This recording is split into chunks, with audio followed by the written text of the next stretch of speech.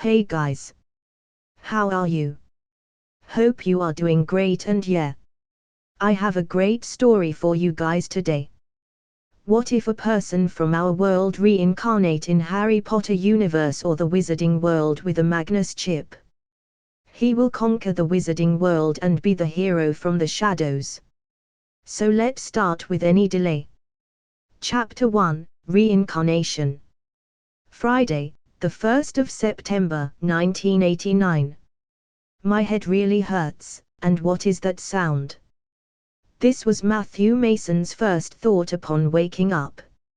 He felt as if a truck crashed into him and he landed on his head. After further contemplation, he realized that actually happened. So how is he still alive? I am on a train. How did I land here?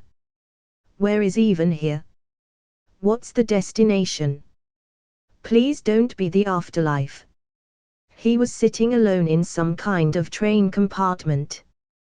The sound from earlier is the moving of the train on the rails. Outside of the window, he saw that they were driving on a bridge over a valley. While observing the situation outside, he heard a voice inside his head. Beep. AI chip ready.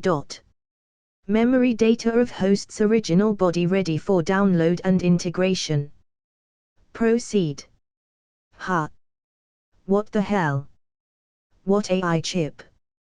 Is this the AI chip from Warlock of the Magus world? Did he reincarnate into the Magus world? No, that can't be right. This train seems to be like an old train from home. He doesn't think there were any trains in the Magus world. Matthew remembered carriages, flying ships, and similar, but no train running on steam. Observation correct. Functions of the AI chip are identical to its story counterpart. Based on my calculations, there is less than a 0.1% chance for it being the Magus world of Lilin Falia found inside the host's memories. The answer may be in the memories of the previous owner of host's body. Proceed with the download and integration of the data. It seems to be the best course of action. Yes, AI chip, proceed. Please wait. Download in progress. 20%. 40%. 70%. 99%. Beep complete. Suddenly he got a small and short stabbing pain in my head again, and a new set of memories suddenly appeared inside of his mind. Holy shit. I am a wizard. I am in the wizarding world. The fucking world of Harry Potter, Merlin, Voldemort, speaking hats, magical super beauties, and Hermione. With an AI chip he cheered in his mind. Dumbledore, Voldemort, and even Hermione may be very intelligent, you could even say geniuses, but compared to the processing powers of the AI chip they are nothing. We have the 1st of September in 1989, at this point of time even all the computers on the whole planet have not enough calculation power to be more powerful than my AI chip. Last mid-July he received his Hogwarts letter and got the whole introduction from Professor McGonagall, with a cool table to pig transfiguration showcase to prove magic is real. He seems to be a Muggle-born, not that it matters. His new body's name is Matthew Mason, he had the same name as in his last life. He lives in London with his parents. Since he had all the memories of the previous owner of this body, he will also consider them his parents. His father owns a construction company and his mother is a medical doctor in the local hospital. So they could live pretty comfortably. He visited Diagon Alley with them a few weeks ago and now he was sitting on the Hogwarts Express. Anyways, it doesn't matter now. First of all, AI chip, scan my head and search for the location of the assistant system or any foreign object. Beep. Scan complete. No strange or foreign existences were found in host's head. Now scan my whole body, and display my body's status and any strange differences from common humans. Beep. Scan complete. Matthew Mason. Strength, 0.5, Agility, 0.7, Vitality, 0.6, Status, slight headache, no physical injuries detected. Registering an unknown form of energy inside the host's body. Not enough data to quantify it. A 3D model of his body appeared before his eyes with his stats displayed on the side. He was a black-haired, youthful-looking boy. His grey eyes gave his above-average-looking face a mysterious look. With a height of 144 centimeters, he was pretty normal for his age. My body seems to have the average strength of a healthy 11-year-old child. So I do not need to start a training regime to catch up to my fellow classmates like Lylin needed to in the Magus world. But for a healthy mind, you need a healthy body, so a regular workout seems to be appropriate. The AI chip seems to be fused to my soul like Lylin's. But there is no need to fear wizards discovering it inside of my soul. Most of them do have not a lot of interest in understanding the secrets of magic. As for the unspeakables, they are far from me since they have no reason to visit Hogwarts, analyzed Matthew. This foreign energy may be magic itself. To test it, he took his wand out of his pocket into his hand. AI chip, scan my wand. Beep. Scan complete. The wand seems to be conducive for the foreign form of energy inside of the host's body. The energy flows from the host's body through the wand and back. The wand is made of yew wood and has a length of 13 inches. Inside of it is a core made of an unknown material which gives of similar energy particles like the unknown energy inside of the host's body. This unknown energy really seems to be magic. Inside of Hogwarts are enough students and teachers to scan to understand magic better and see where he stood in the scale of power. The core of my wand was, according to Ollivander the dragon, heartstring of a Ukrainian iron belly. One of the last few heartstrings in the world. Since this species of dragon, which was known as the largest in the world, is unfortunately already extinct.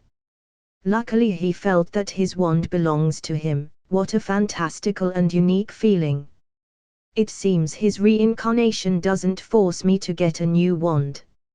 AI chip, begin to scan the people I meet in the future and collect their body status and analyze them, especially begin to analyze the unknown energy. Let us call it magical energy from now on. Beep. Task established, beginning the collection of stats and analysis of magical energy. Also scan the memories of this body's original owner and of my past life and establish a database of the knowledge. Also, analyze the events of Harry Potter and tell where I am and when canon starts. Beep. Beginning data collection. Creating database. Progress 10%. 40%. 70%. 99%. Task complete.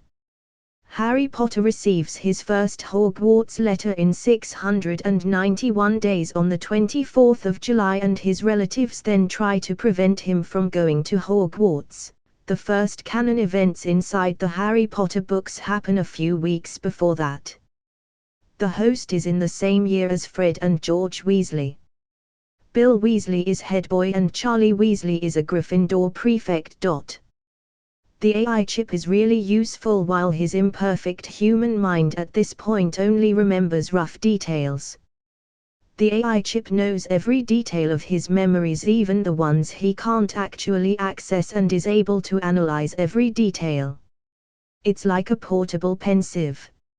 For the moment, won't he have to wear a mind-reading hat in a few hours, and aren't there two notorious mind readers with Snape and Dumbledore in the castle? They probably won't read his mind since he is only some random muggle-born student of no consequence at the moment, and the Hat won't necessarily share his knowledge with Dumbledore since he was created by the 4 founders in service of the school. But better be safe than sorry. AI chip encrypt the memories of my past life and put the original memories into the front, so nobody beside me can access them. Since this is the best solution I have at the moment. Beep. Task established. Estimated duration is 3 hours and 32 minutes. It's recommended for the host to learn occlumency in the future. Based on the present data, occlumency may amplify the host's mental capacities and with it my processing powers. I will see what I can do. Seems a good idea so far.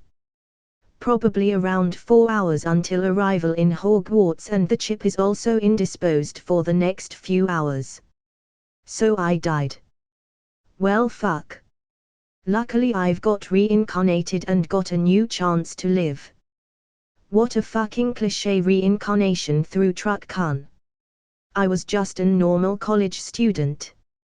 Well, I won't waste it. I will stand on top of this world, no, this universe. With magic and my AI chip, it will be possible. The Ministry, Dumbledore and his Order of the Phoenix, Voldemort and his Death Eaters, and whoever the fuck else will be mere stepping stones on my path to the peak. Power, love, riches, and everything else I will get it and nobody will stop me, decided Matthew with new conviction. Why should I waste time? I have 4 hours time to take a look at my first year books. The RE chip can later import the gained knowledge into the database from my memories. Let's get to work. So he pulls out his copy of Magical Theory by Adalbert Waffling and starts reading. Chapter 2, Double Trouble and Hogwarts. After a few hours, there was suddenly a loud noise from somewhere at the front of the Hogwarts Express. Matthew could hear disgusted screams and a pair of loud laughter that came closer and closer. Until suddenly his compartment door opened and a pair of redheads entered his compartment. They were obviously Fred and George Weasley. The pair of twins which could even give the famous marauders a run for their money in the art of pranking. They were out of breath and quickly closed the door sat before me. Until not much later the door opened again and an older student with a prefect badge and Hufflepuff colors, probably 6th or 7th year, entered the compartment and stared furiously at the twins. It was you two, wasn't it? You threw a dung bomb into the prefect compartment. He started to accuse the twins. One of them replied innocently. Blimey fella. We've got no idea what you are talking about. We spent the whole train ride here. So don't start to blame us. Not buying it, the prefect continued. A witness saw 2 redheads opening the door to the prefect compartment and throwing something in. Then he started looking at Matthew. Were they here the whole train ride? Oh boy. The 2 troublemakers totally did it. No doubt. But it's time to make some friends. No idea what you are talking about. Fred and George spent the whole train ride here with me.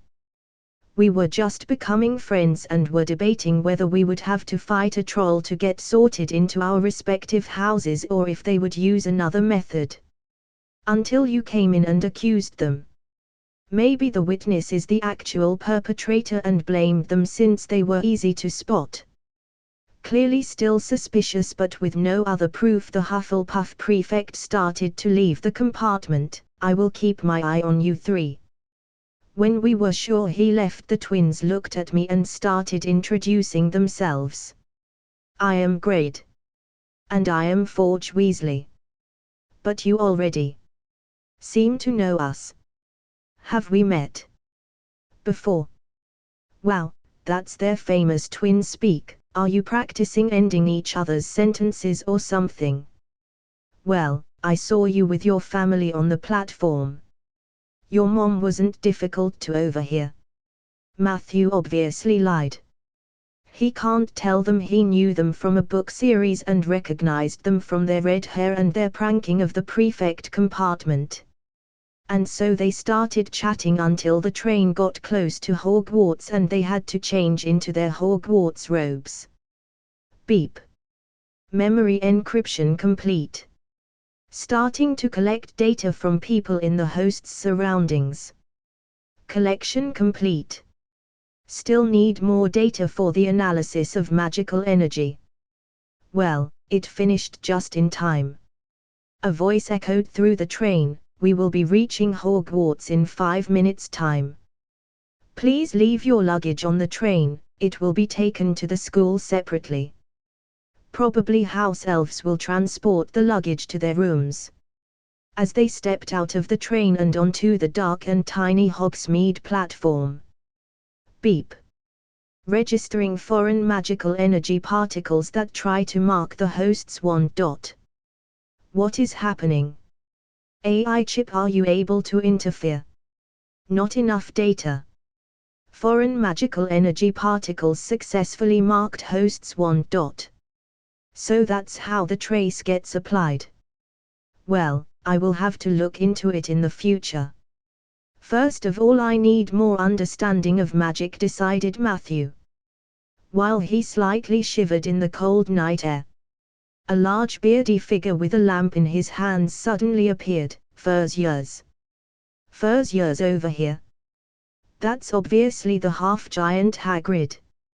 Keeper of keys and grounds at Hogwarts. Come on, follow me, any more Furziers?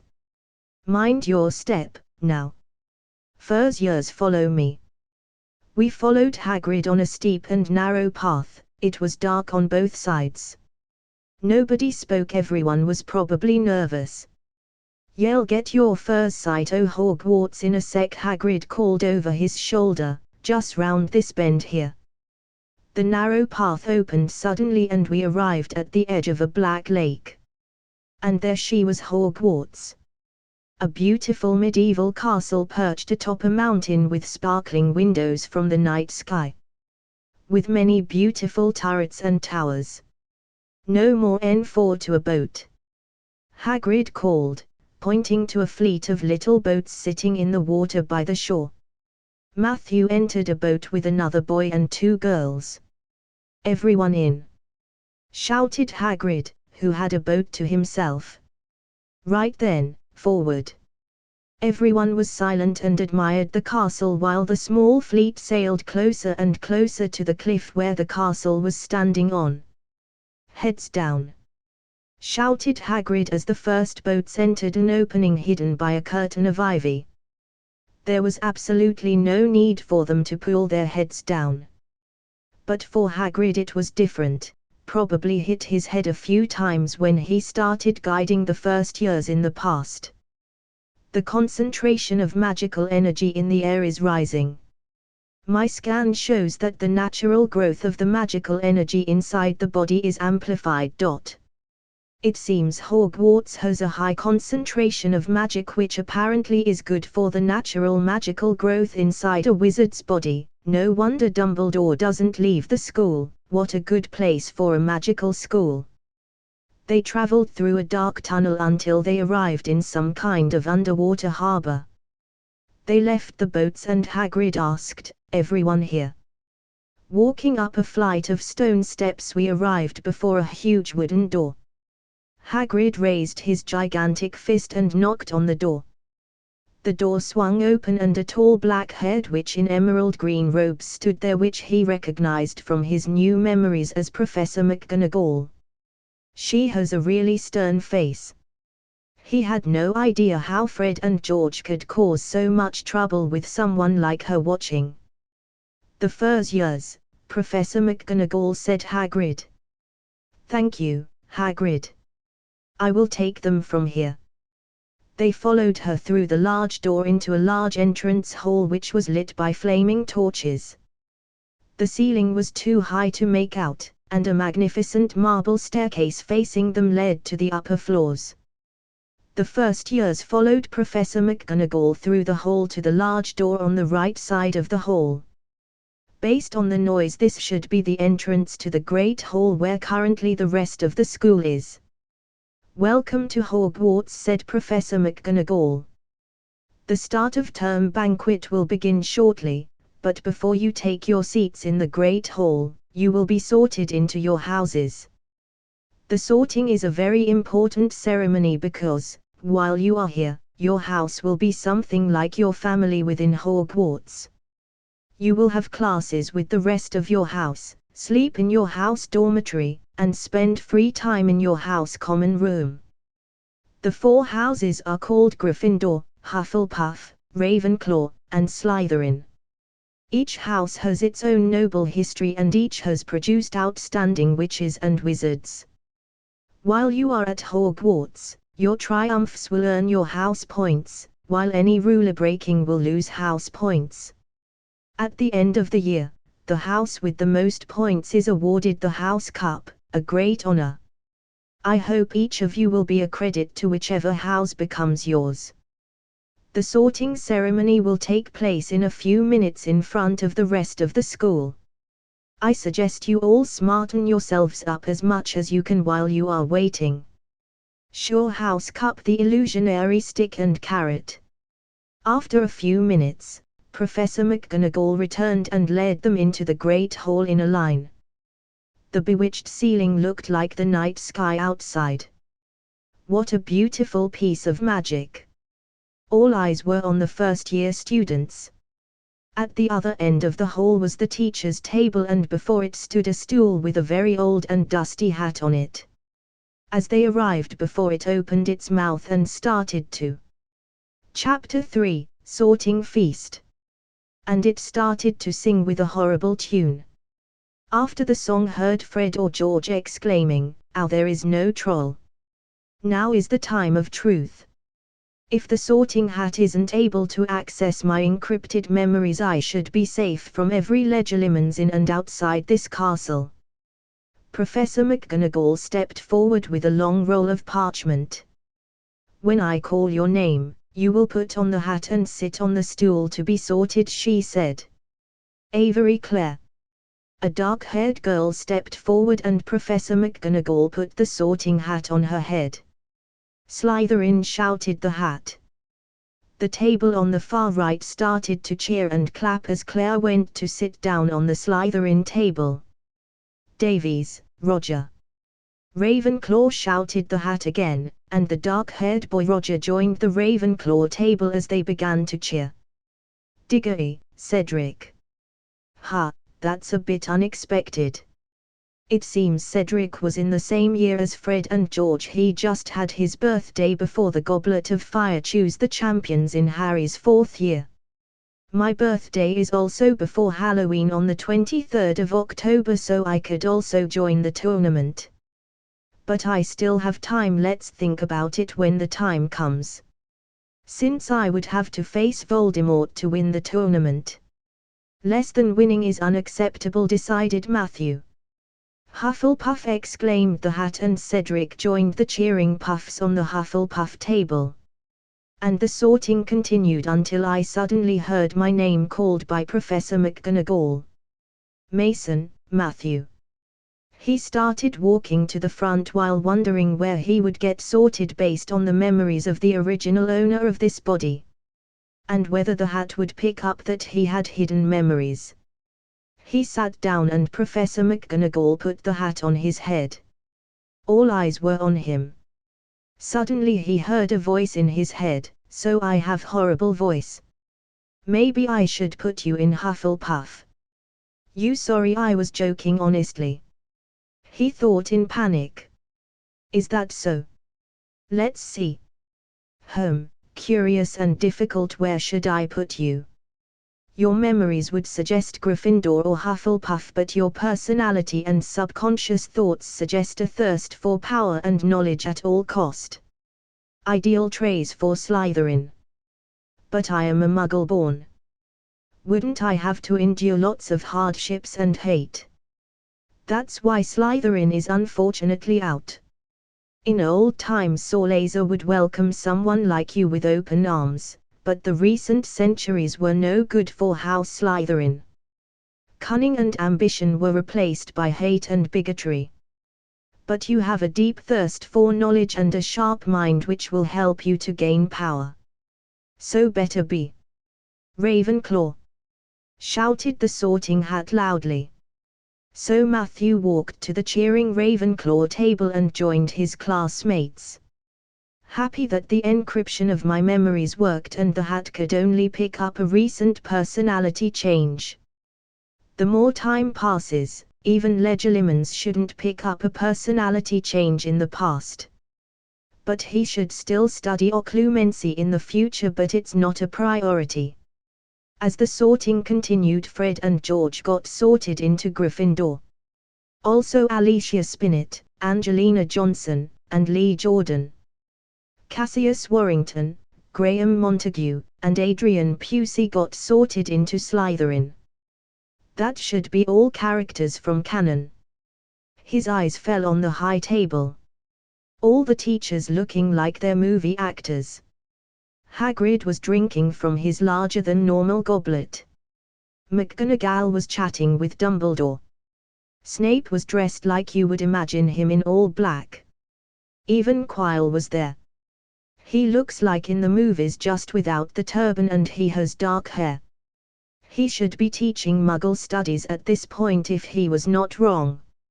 Additionally, there was a very old man looking even older than Dumbledore with his white long beard.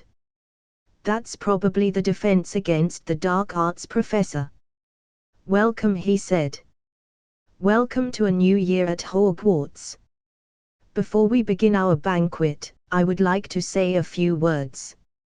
Let's welcome Professor Quirinus Quirrell as our new teacher for Muggle Studies and Professor Mark Williams as a teacher for Defense Against the Dark Arts, who fortunately returned from his retirement for this year. And now, dig in. Thank you, he said as everyone applauded, and he started to move his hands. As he waved his hands, tons of different kinds of food appeared on the table. Everyone started happy eating after the long journey.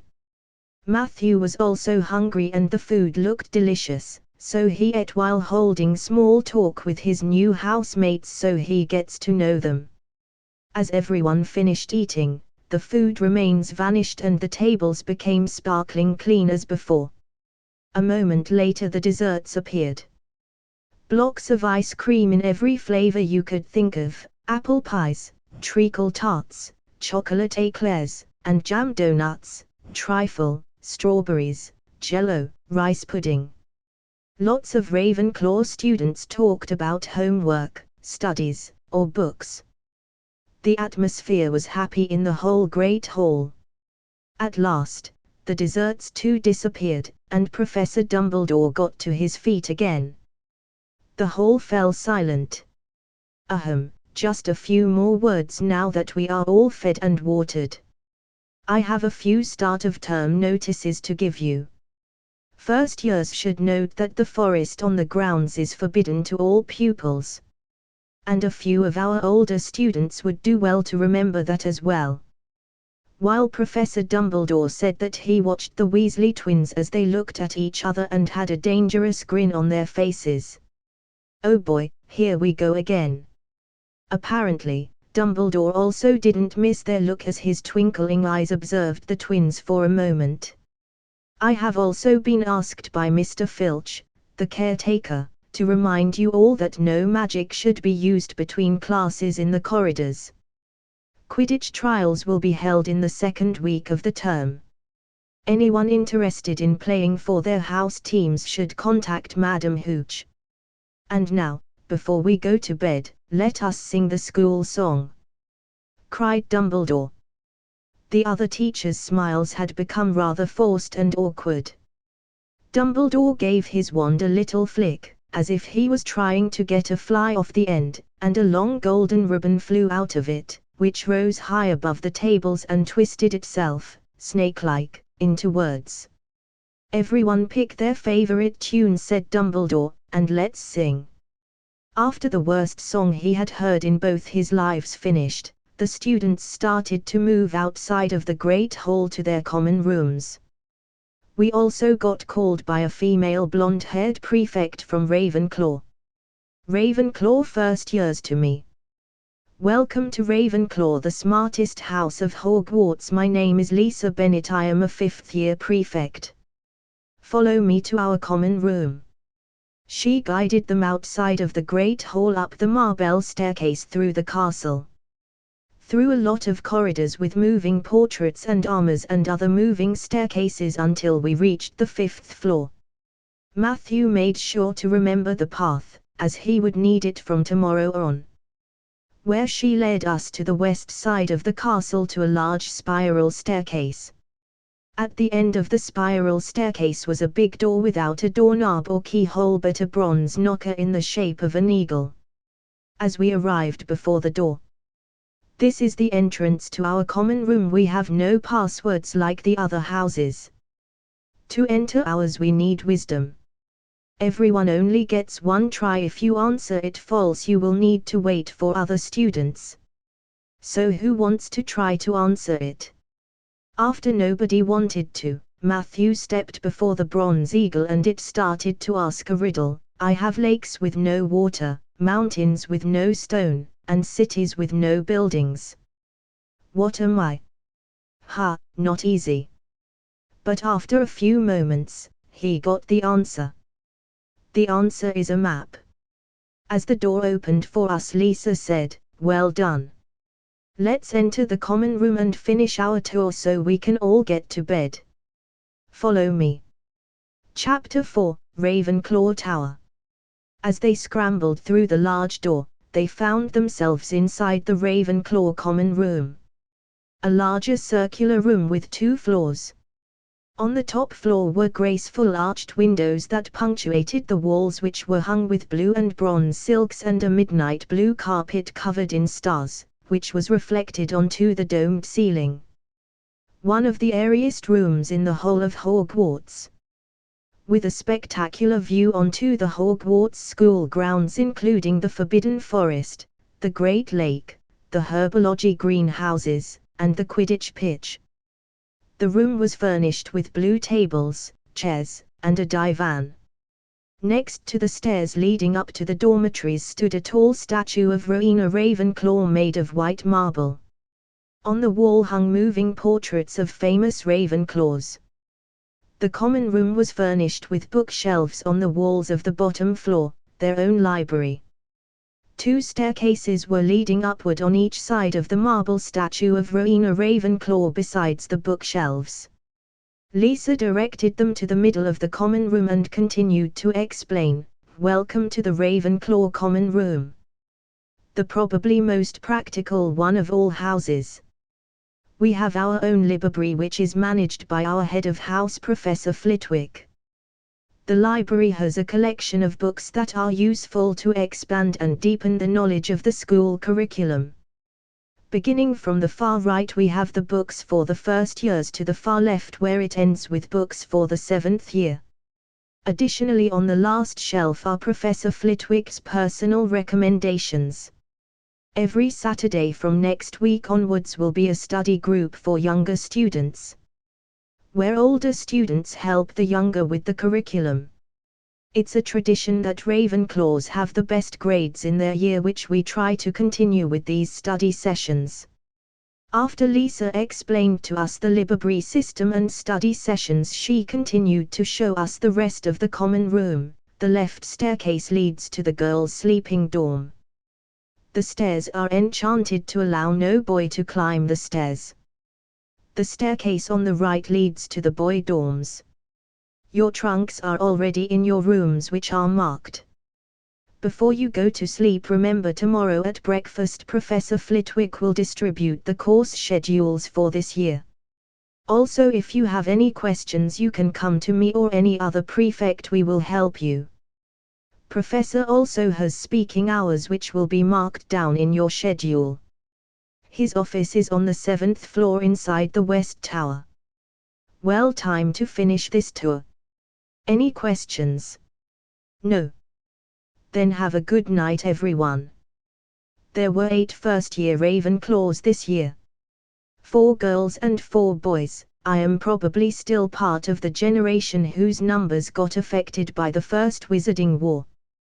The number of children should have gone down during the war because of their fear. We split into 2 even groups separated by gender and started to climb the stairs into our respective sleeping dorms.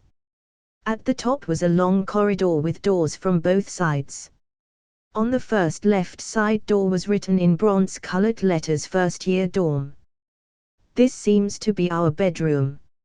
Let's enter it," said one blonde-haired boy whose name I still didn't know as he opened the door. Inside the room were 4 beds with a similar look and layout as the beds inside the Gryffindor bedrooms from the movies. Just the color scheme was blue and bronze instead of red and gold. Before the beds lay their 4 trunks.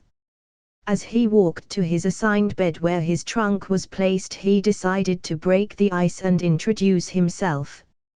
"Hey, nice to meet you guys. My name is Matthew Mason. How about you guys?" he asked with a smile on his face as he looked at the others.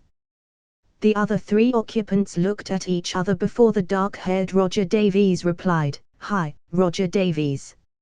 Next, the blonde-haired boy happily started to introduce himself. "Hello, my name is Harold Dingle. Nice to meet you all." Lastly, the only remaining one, a slightly chubby dark-haired boy, started to introduce himself slightly nervously as 3 pairs of eyes stared at him. "Hello, I am Blake Moore." Roger Davies continued, "Nice to meet you guys. I am from Liverpool. Where are you from?" "I am living in London," I replied. Blake also answered, "I am also from London."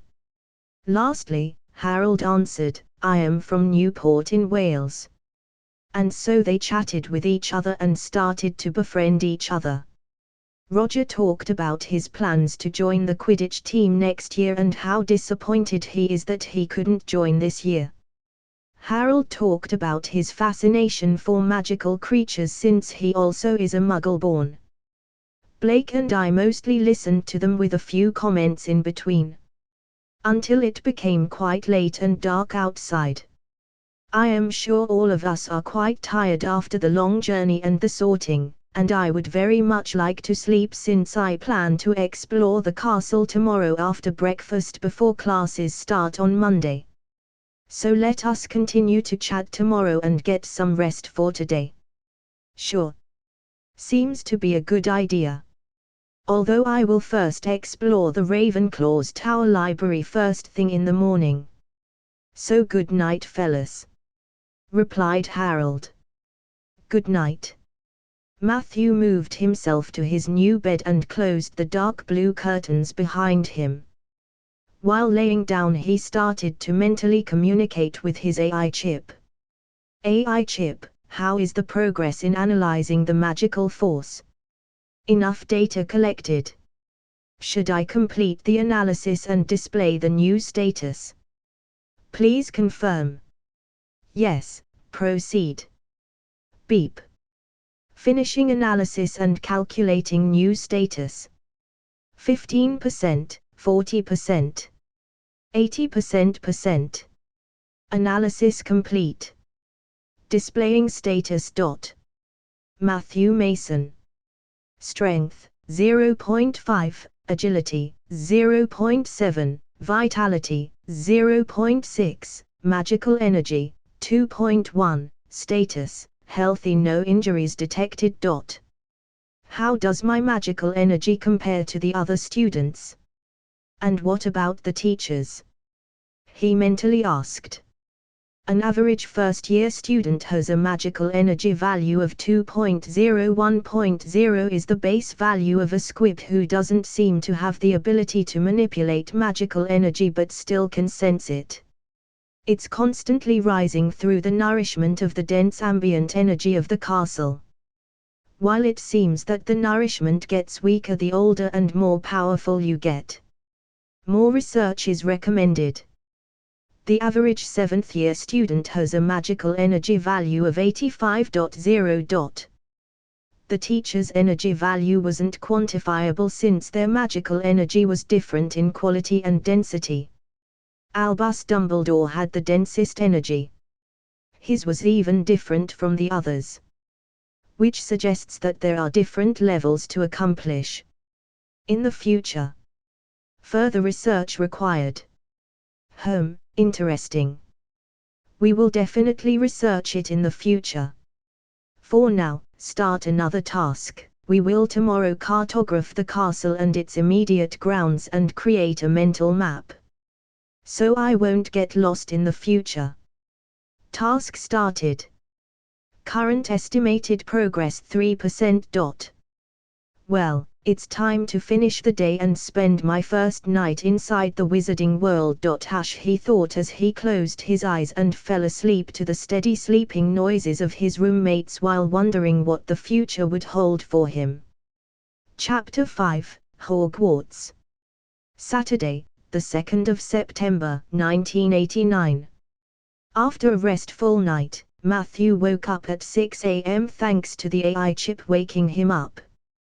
His fellow year-mates were still happily asleep.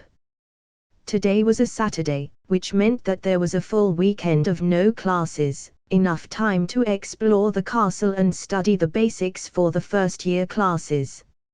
After getting ready for the day, he took off in the direction of the Great Hall for breakfast and to pick up his schedule from Professor Flitwick.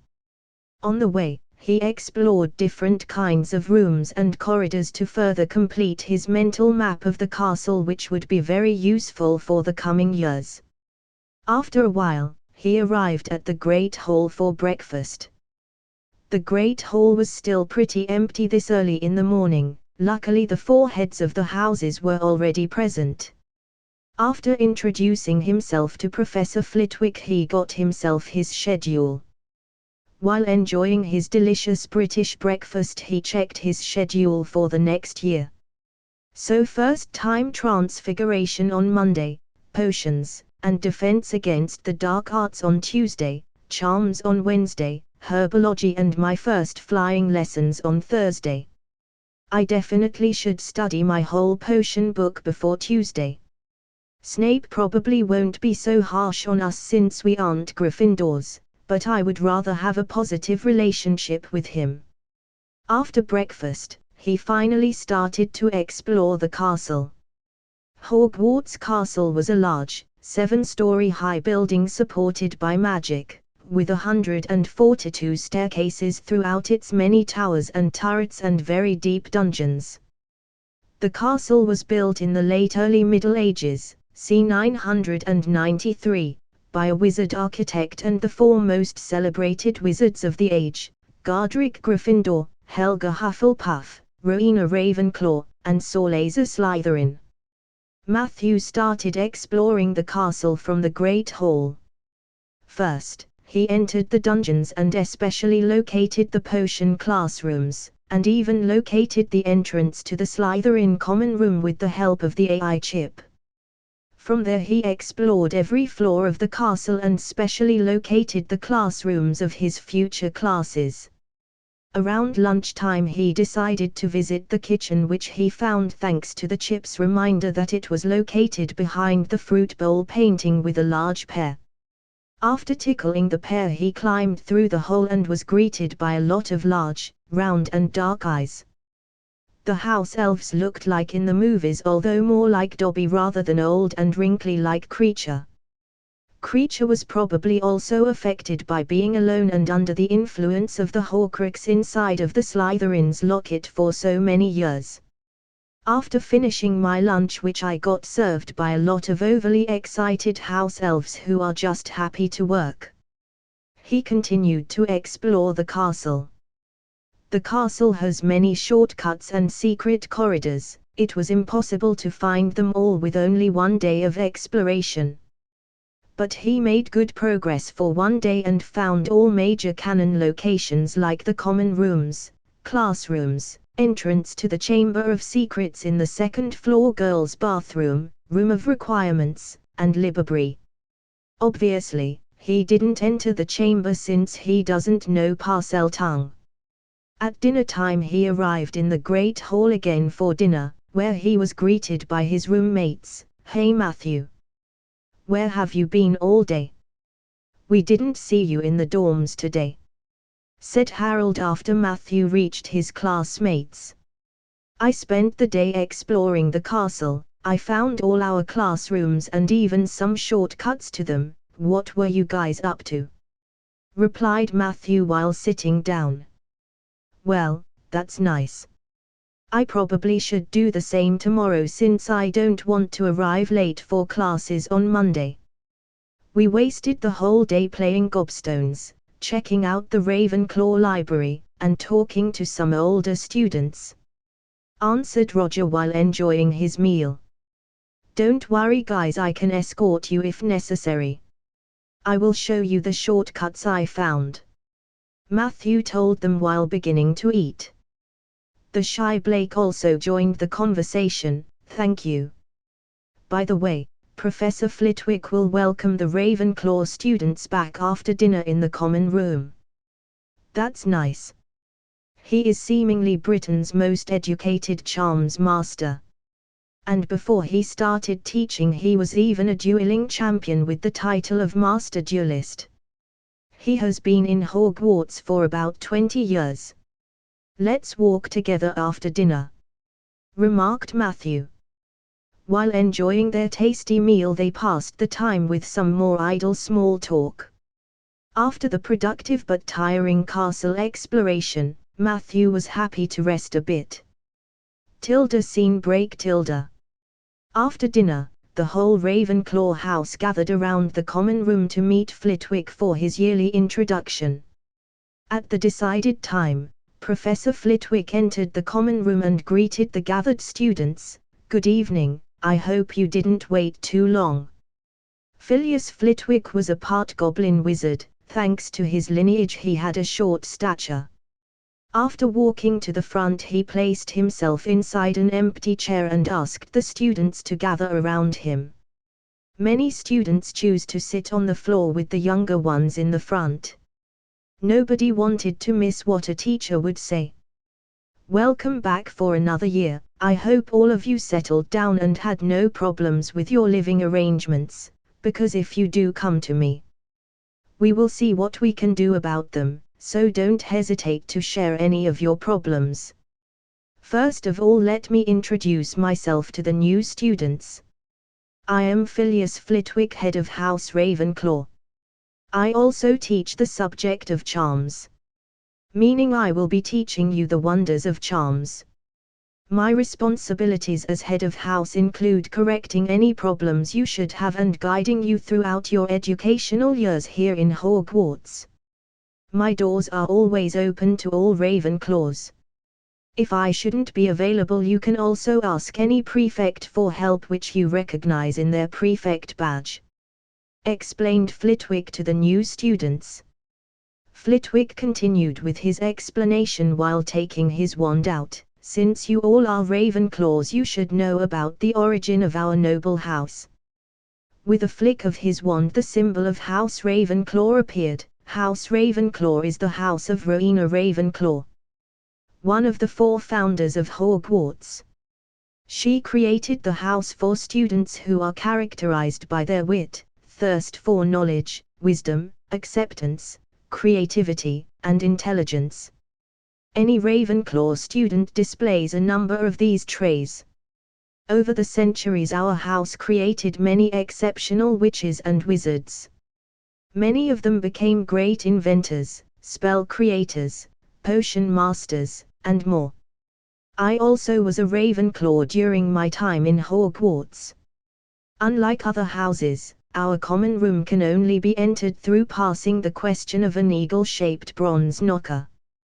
This barrier shielded House Ravenclaw for almost 1,000 years. I can see some of you are troubled by the eagle's questions.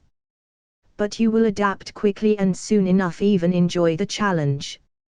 After all, you were sorted into Ravenclaw and we value learning the most. Although I would advise you to double-check your backpack for everything before leaving the tower." He started laughing by the last sentence. Other houses may perceive you as bookish in your pursuit of knowledge. And you may be called bookworms and similar names. But don't let their words get to you. They are just jealous of your knowledge and wisdom. Be proud of being smart and knowledgeable. After all, you were chosen into the house of Rowena Ravenclaw herself, one of the most renowned witches in our history. So wear it like a badge of honor. He stood up and exclaimed, "Always remember this, wit beyond measure is man's greatest treasure." The common room broke out in applause as the students felt proud of their house. After everyone calmed down, Flitwick finished his introduction and continued with some general organizational stuff and rule changes. Later on, he finished and sent them to sleep for the night. In bed, Matthew read through the last of his mandatory course books. Thanks to the AI chip, he remembers them now word for word. Afterwards, he happily fell asleep for the night. Chapter 6, Library, Come and Go Room, and First Magic. Sunday, the 3rd of September, 1989. Awoken by the AI chip at 6 a.m., Matthew got ready and off to breakfast while his roommates were still asleep.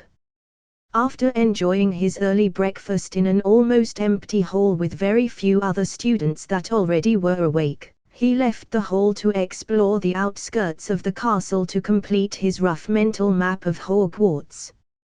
Luckily it was a slightly cold but sunny fall day.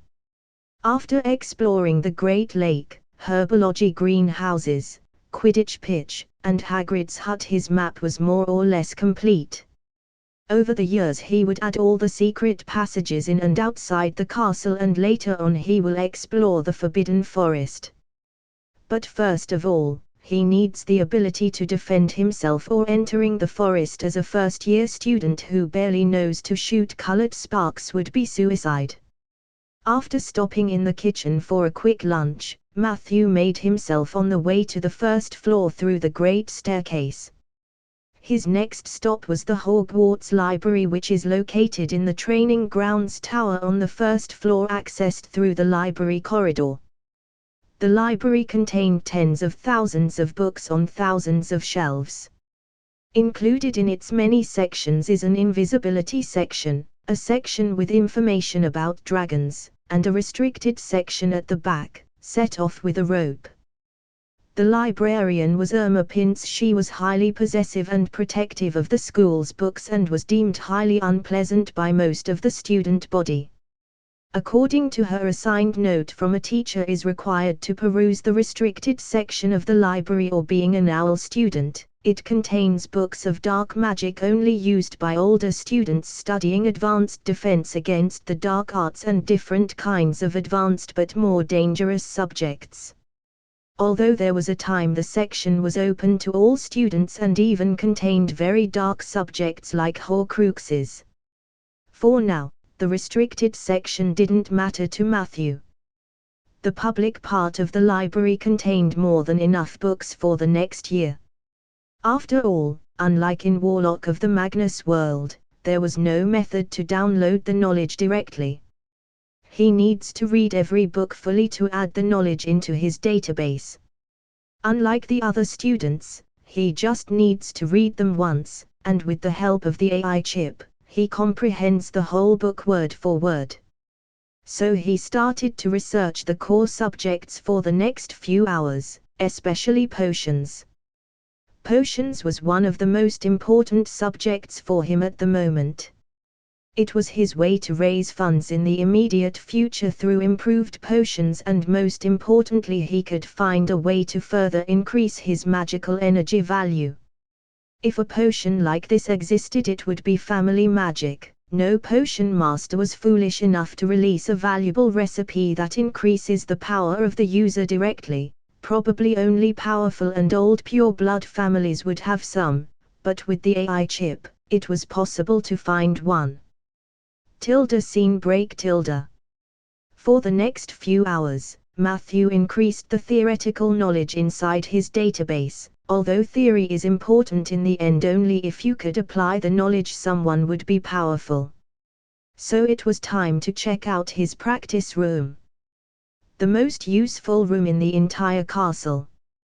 After arriving on the 7th floor, Matthew entered the left side corridor and stopped before the tapestry of Barnabas the Barmy attempting to teach trolls ballet.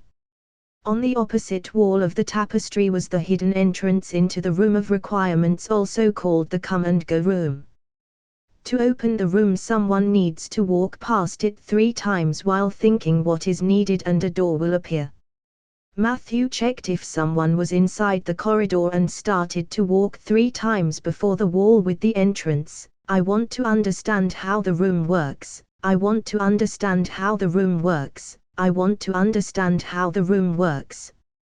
While passing the wall for the 3rd time, a dark door appeared on the wall. Matthew entered the room for the first time. Inside he found a comfy armchair before a fireplace with a table beside it. Located on the table was an old blue book with the title Manual of the Room of Requirement by Rowena Ravenclaw. Placing himself comfortably on the armchair, he started to read.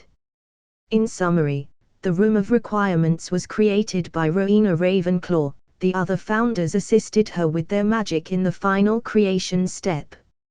It's one of the wizarding world's greatest masterpieces of runes and enchantments up to this day.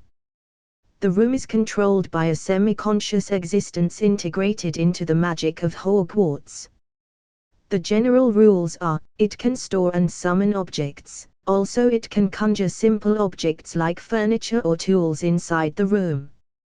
Also, it can create a copy of any information inside the castle's wards like books or notes. It isn't able to summon anything that exists outside of the room, and anything conjured inside can't pass through the door. Only things stored inside of the room can be taken out again. There can be no knowledge shown that isn't located inside of the wards. So the room won't have a solution for everything. The room can only be entered by passing the entrance 3 times and thinking of the user's wish while no one is inside. While using the room, it adapts to the wishes of the user. If someone is inside the room, he can create alternate entrances inside the wards and near the wards approximately in the range of Hogsmeade. The user can also create temporary entrances that vanish after a week if he didn't enter the room. No entrance can be created inside the common rooms, sleeping rooms, or private quarters of the professor. While inside, the user can prevent others from entering the room. Damn, that's fucking useful. So I have no problem accessing the restricted section inside the library or even the books Professor Dumbledore removed from there if they are still inside his office. I should still try to gain legal access to the restricted section and study in the library so nobody would get suspicious of my knowledge. It doesn't matter which version of Dumbledore I have to handle here, evil or good. The last thing I need is him monitoring me because he believes I am similar to Tom Riddle in his youth. Time to try some magic. While thinking, I need a target to practice magic. A practice dummy materialized on one side of the room. Taking out his wand, Matthew communicated with the AI chip. AI chip, record and analyze the process and changes of my body while casting magic. Fly Pendo, he yelled while waving his wand with the correct wand movements aimed at the dummy. The dummy got hit by a yellow-white light and knocked back a bit. Beep. Wand movement should be corrected by 8 degrees to cast the spell perfectly. The spell used 0.06 units of magical energy inside the host's body. This amount of energy is regenerated after less than 1 minute. The analysis of the host's body's magical energy movement shows that while using a wand, the magic starts to move in a specific pattern through the body guided by the wand and becomes a bit more inflexible. Recommended action would be mastering the spell without a wand first before practicing too often with a wand.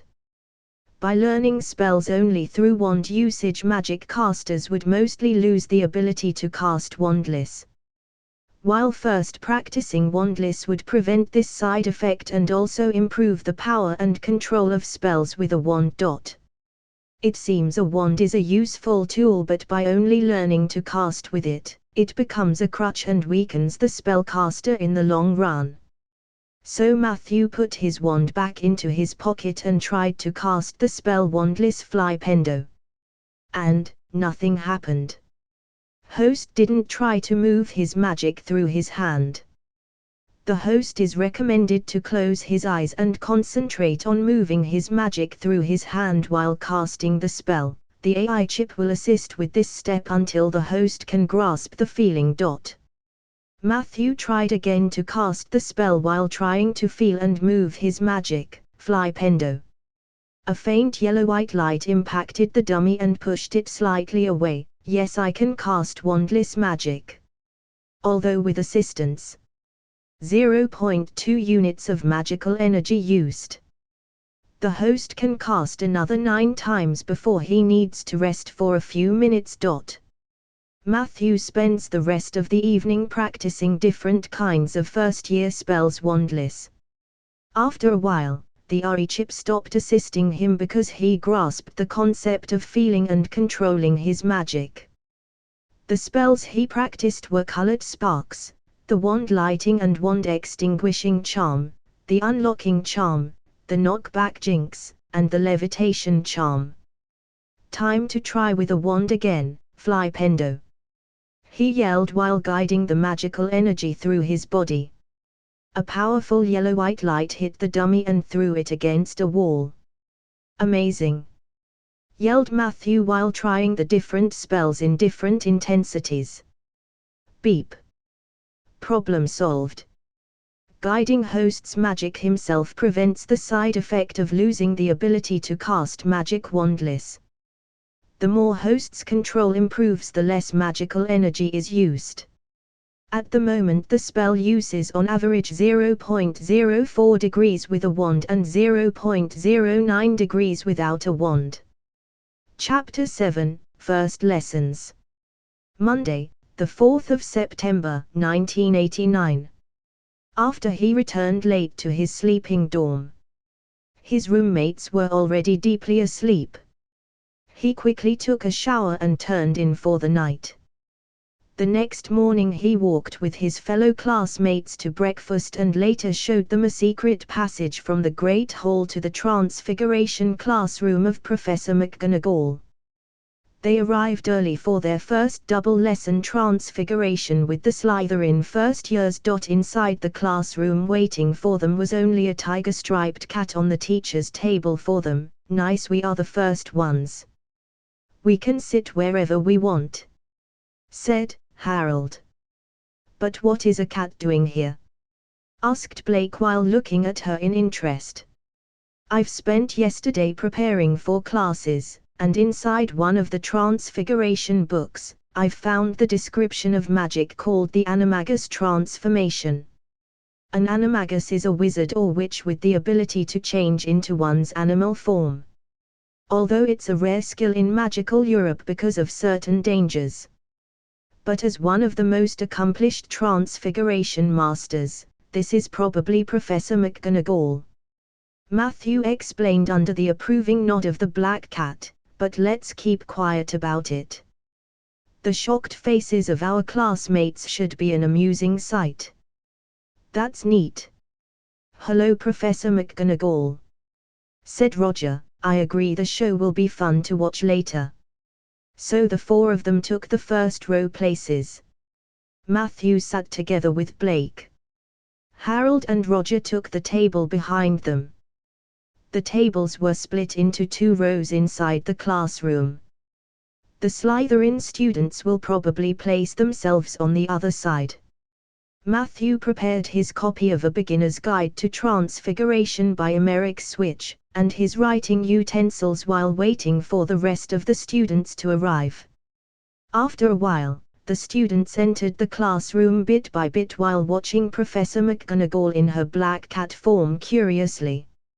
At 9 a.m. Professor McGonagall jumped from the table and transformed into her human form under the astonished gazes of the class. Welcome class to your first transfiguration lessons. This, as Mr. Mason correctly recognized, was my Magus form. Would you repeat your explanation for the class, please? After Matthew finished explaining the details, Professor McGonagall replied, "Well done, 5 points to Ravenclaw for preparing in advance for the class. Thank you Harry Potter books," he added in his mind.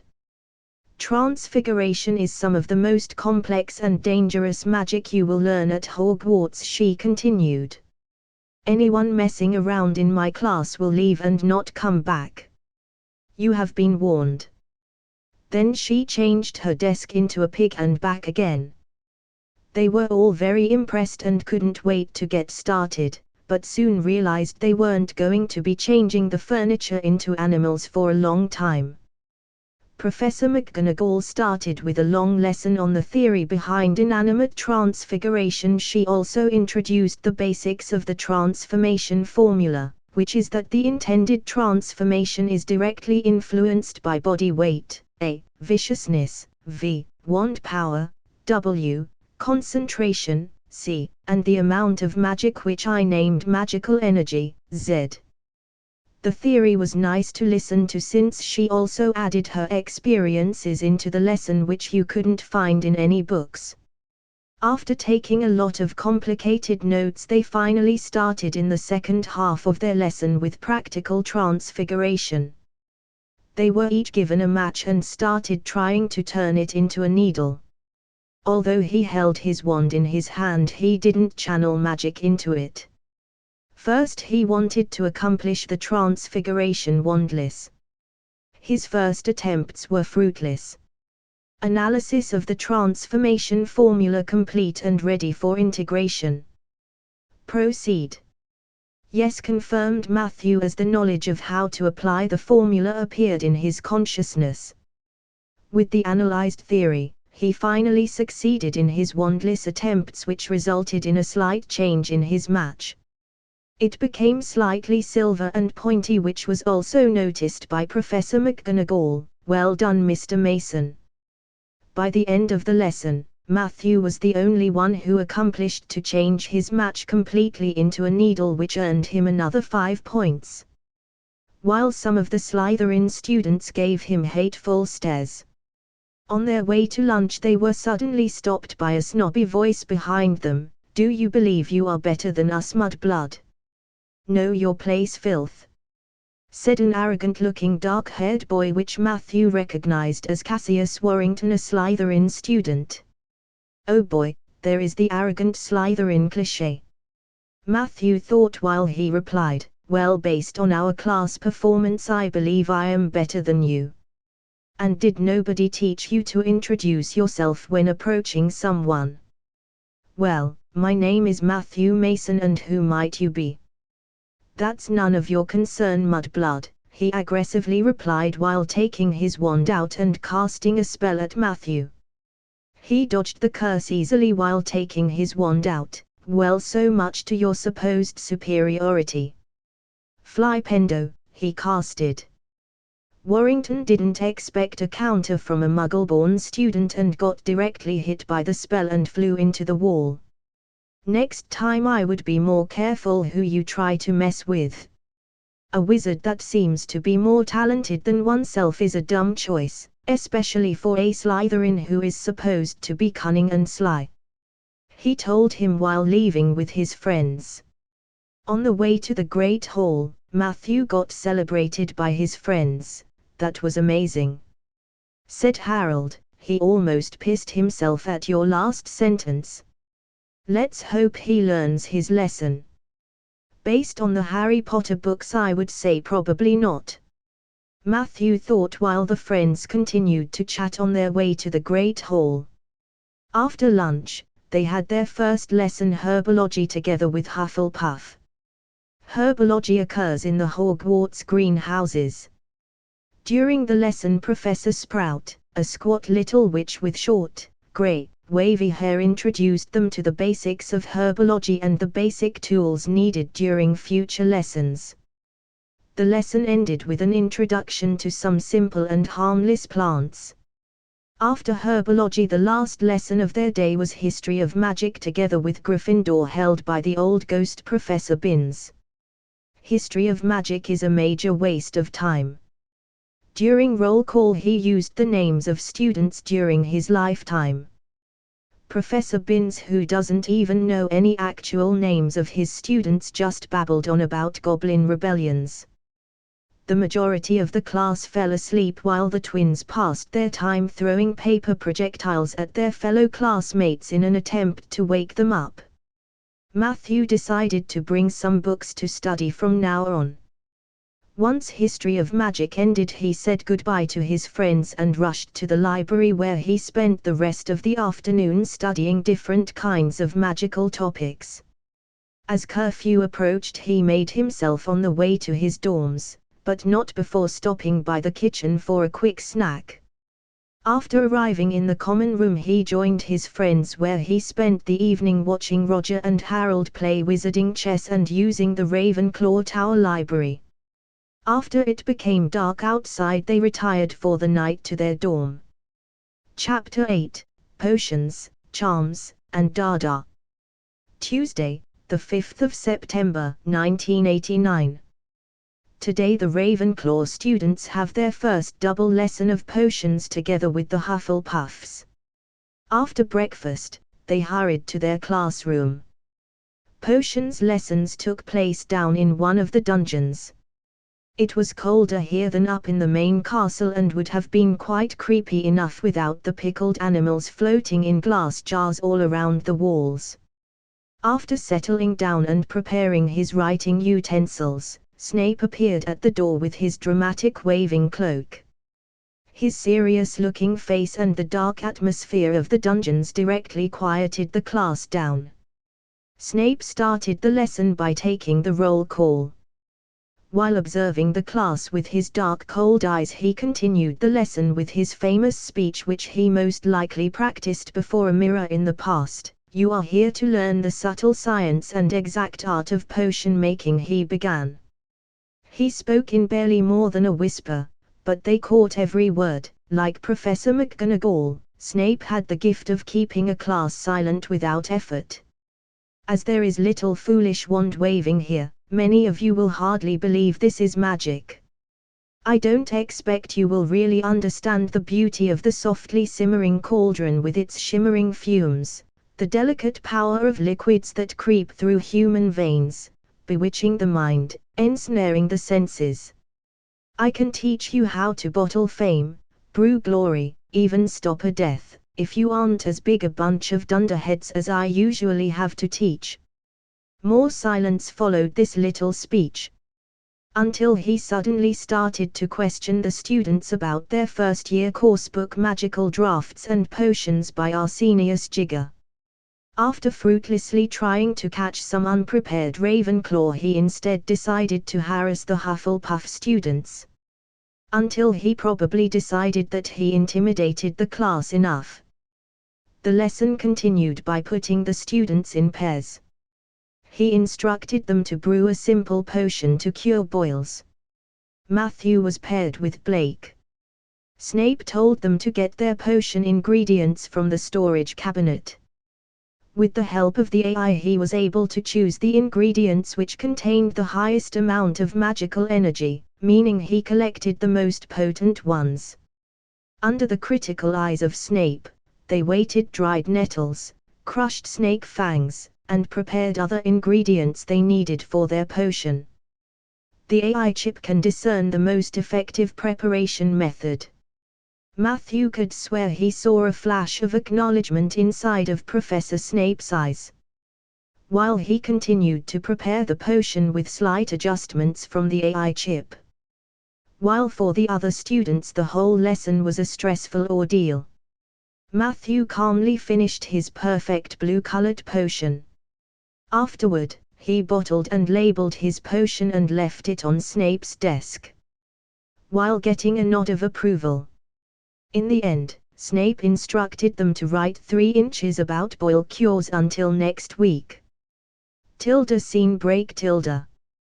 That was terrifying. My potion instead of blue turned into a poisonous-looking violet. exclaimed Roger, frustrated on their way to the Great Hall. You ground your snake fangs not enough, so they retained their poison during the brewing process, replied Matthew. How are you so good?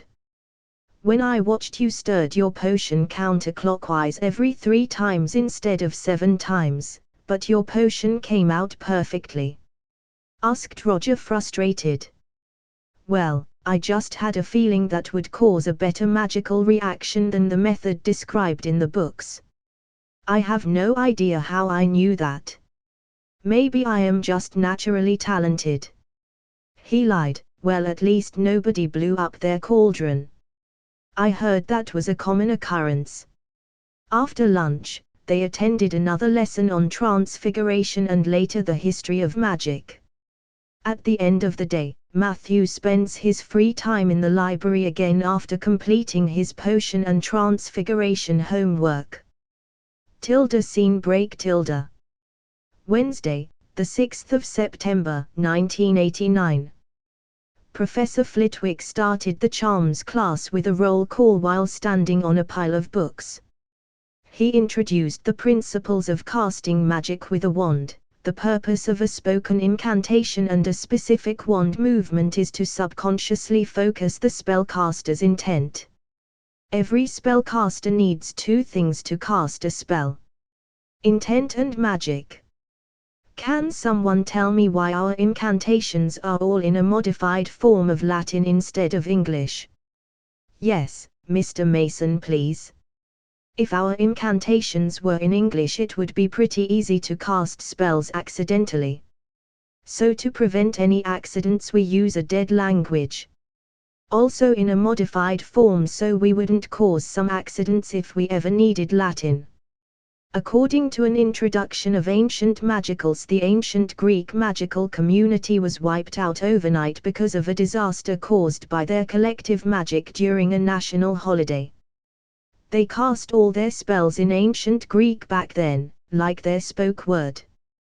Well done, Mr. Mason, 5 points to Ravenclaw, squeaked Professor Flitwick happily. In the later part of the lessons, we practiced the wand lighting charm Lumos and the wand extinguishing charm Nox, which I already mastered wandless. For successfully casting the spell on the first try, I earned another 2 points for Ravenclaw. The rest of the lesson passed unspectacularly. Scene break. In the afternoon it was time for our first lessons in defense against the dark arts with the ancient-looking Professor Mark Williams. According to his introduction, he was an ERA and later ERA instructor. Mad-Eye Moody was one of the last ERAs he instructed. He retired before the first signs of the Wizarding War against Voldemort even started. Although he knows his stuff due to his high age, his teaching style is quite slow. He started us on the basics of recognizing dangerous situations, how to get help and how to avoid them. Later in the lesson, he taught us how to summon red and green sparks and creative ways to use them as a distraction. He even showed us some neat tricks to change them into different colors that weren't usually taught. In the end, every student was able to cast the spells flawlessly and instantly. After an exhausting day of magic casting, Matthew retired to the Ravenclaw common room with his friends. They spent the afternoon playing around and resting before dinner. As they completed dinner, he retired to his dorm to catch some sleep. While lying in bed, he began to mentally communicate with the AI chip. Please update my status. Beep. Status updated. Matthew Mason, Wizard, Rank 1, Strength, 0.5, Agility, 0.7, Vitality, 0.6, Mystical Energy, 1.9, 2.3, Status, Exhausted but healthy. What is the meaning of Wizard, Rank 1? After further analyzing the different wizards in proximity, the AI chip created a rudimentary ranking system to categorize the different power levels of wizards. Rank 1 wizards are generally young student-level wizards in the age range of 11 to 15. Rank 2 wizards are the general adult wizards. The mystical energy value reaches that stage naturally at the age 16 to 17. Rank 3 wizards are exceptionally powerful wizards that reached that level through their talent, practice or high age. In this category, for example, are Snape, McGonagall, and Flitwick. Finally, Professor Dumbledore is a rank 4 wizard, even possibly approaching the rank 5 rank. Barely qualifying as a rank 4 wizard is Professor Williams due to his high age and career as an Auror. But also due to his age, he isn't able to show that level of power. Interesting. But I will surpass them and reach heights that were never seen before. But I need to do something about my physical stats. At the moment they only hinder me. AI chip devise the most effective workout routine based on the database's current knowledge. Beep. Task established. Complete in 4 hours and 14 minutes. Proceed. Yes. I also should write to my parent about my non-magical education, since I don't want to place all my cards on the wizarding world with their bigotry. Matthew confirmed and closed his eyes for the day. Chapter 9, Flying Lessons and the Letter.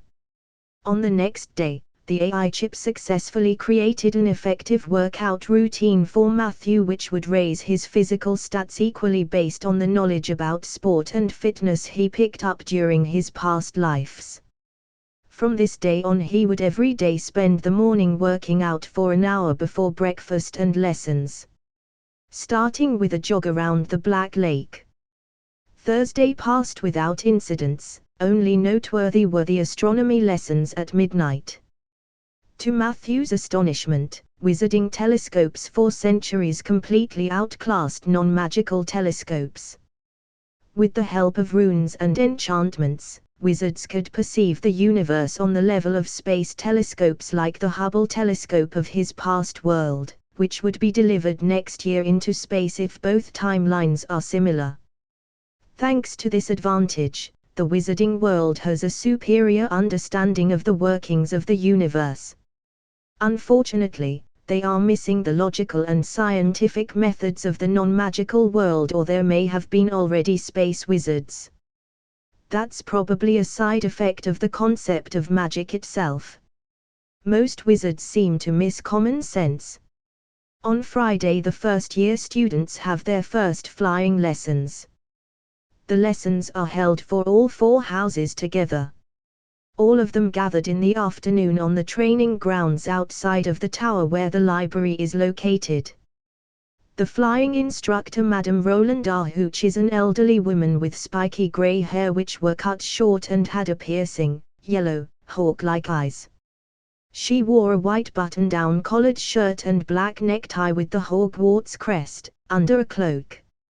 She prepared a set of ancient and worn-out-looking brooms for the students. By the appearance of Hogwarts' supply of flying brooms, it's a wonder if they even could fly. Most of them are the very old model named Shooting Star, which was released in 1955 by the Universal Brooms Limited. Well, what are you waiting for? Everyone stand by a broomstick. Come on, hurry up! Exclaimed Madame Hooch impatiently. Like in the Harry Potter books, we were shown how to summon the broomstick into our hands. According to Madame Hooch, it's the traditional way to test the enchantments of the broom. Matthew always believed that wizards were just too lazy to pick their broom up, but it actually had safety reasons which are a bit contradictory, since the school brooms they use only react after a few tries. Afterward, they were taught how to sit on their broom correctly and were allowed to take off for the first time. No matter his safety concerns about his broom, Matthew felt flying was a wonderful feeling. He remembered that Voldemort and Snape could fly without brooms and decided to learn that in the future, even if he had to capture and interrogate one of them at some point. But he probably could solve that himself. The lessons ended with an introduction to the basic flying techniques and a small race between the students. Their goal was to completely circle the castle once. Unfortunately, his talent in flying on a broom was just average and he only ended up somewhere in the upper middle rankings. While Roger tied with Adrian Pusey from Slytherin for the first place. This was to be expected since they would both join their respective house teams in the future, at least in the books. His placement didn't matter to him since he doesn't have an interest in Quidditch and didn't plan to join the team. He still would buy his own broom next year, but just to enjoy flying and to study the enchantments. Scene break. After flying lessons, their school day finished with another hour of herbology where nothing of interest happened. Next, he left his year mates for the room of requirements where he would spend the rest of the weekend practicing magic. Instead of only acquiring first-year spells which he could practice extensively in lessons, he started to branch out more. He learned his first few spells which were useful in combat, like the disarming charm Expelliarmus, a lower version of the shield charm Protego with the incantation Skewchum, and the stunning spell Stupefy. The spells were very taxing on his first-year magic reserves since they are only taught in higher years for reasons. But according to the AI chip's observations, the more magic is used, the stronger the natural growth of a person's mystical energy reserves becomes. The comparison to a muscle isn't so wrong. During his breaks between spell practice sessions where he replenishes his energy reserves, he completed his homework for the week and wrote a letter for his parents. Dear Mom and Dad, I finally completed my first week of classes at Hogwarts. The classes are very interesting. For example, Professor McGonagall is one of the few people in Europe who mastered a magical skill called Animagus transformation. She can turn into a cat, which she used on the first day of her class to impress the other students. My head of house is a half-goblin. He is very short. He has to stand on a pile of books in class, but a nice and competent teacher. He even was a dueling champion in the past. Most of my teachers are nice, but some are very strict. Like Professor Snape, but I believe I am one of the few students he maybe likes since I am a natural talent in potion and brewed a perfect cure for boils in our first lesson. Currently, I am in all of my classes top of the class, which I plan to keep up. After talking with the older students in my house, especially the other students of non-magical origin, I concluded that the wizarding world is still stuck in the Middle Ages and bigoted against anything non-magical. The word muggle used for non-magical people just proves how it's integrated into Britain magical society. Although the professors are against prejudices and bigotry, it is taught to many students at home.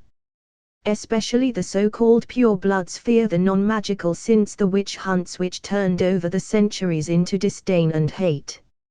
I even had an altercation with one of them this week because of his jealousy. My older housemates recommended I continue my non-magical education. Apparently, it is hard for many Muggleborns to get a good job after graduation. So I hope you could set up everything for me so I can continue my formal school education from here and take the necessary tests during summer break. Please allow me the necessary books so I can start my self-studies as soon as possible. Also, I decided would like to stay over the winter holidays this year because I would like to witness how Christmas or Yule, that's what is celebrated in the magical world, is celebrated. I hope you are well. Sincerely your son, Matthew Mason. P.S. An owl seems to be a useful pet.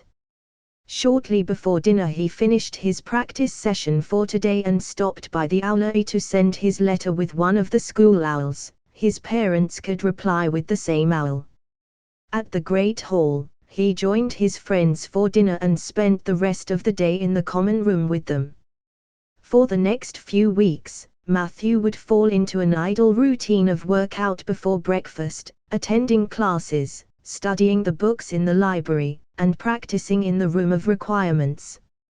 Although these weeks were exhausting, he made impressive progress and won a ton of house points, which earned him the respect of his housemates. Chapter 10: Life of a Student and Birthday. Days turned into weeks. Matthew invested a lot of time into his magic studies and practice. He made progress in all fields, including his workout routine. He gathered a substantial amount of data for his database by spending a lot of time inside the library. His parents were happy for his progress and talent in magic, although concerned about the general magical society and their bigoted views. They would arrange everything for his non-magical education as fast as possible, which happened to be already next week. With the reply to his second letter sent with the school owl, he got a parcel with all the necessary books and materials. Mastering the 7th grade materials with the help of the AI chip and the knowledge of his previous life was no challenge. All he had to do now was to complete and send the monthly homework back and succeed in his exams during summer break. Matthew also impressed his teachers with his dedication to his magic studies and knowledge. He even earned 5 points from Professor Snape for his potioneering skills in class, which is a very rare occurrence since Snape dislikes everyone besides Slytherins and is very biased towards them. His understanding and ability to wield magic progressed by leaps and bounds. In October he already completed reading up to 3rd-year materials and even branched into many, not necessary topics or spells. The AI chip's database collected a wide range of information during his studies. He also completely mastered the 1st-year spell curriculum and started with the 2nd-year spells while also learning many useful spells of later years, like the summoning charm Accio or the cleaning charm Skirgify. Unfortunately, he spent so much time studying magic that he became a bit of a loner. He only had a close relationship with his 3 roommates, and got a reputation for disappearing for a long time outside of classes. Scene break. Monday, the 23rd of October, 1989. Today was Matthew's 12th birthday. After getting roughly woken up by his roommates, they congratulated him while giving him their respective gifts.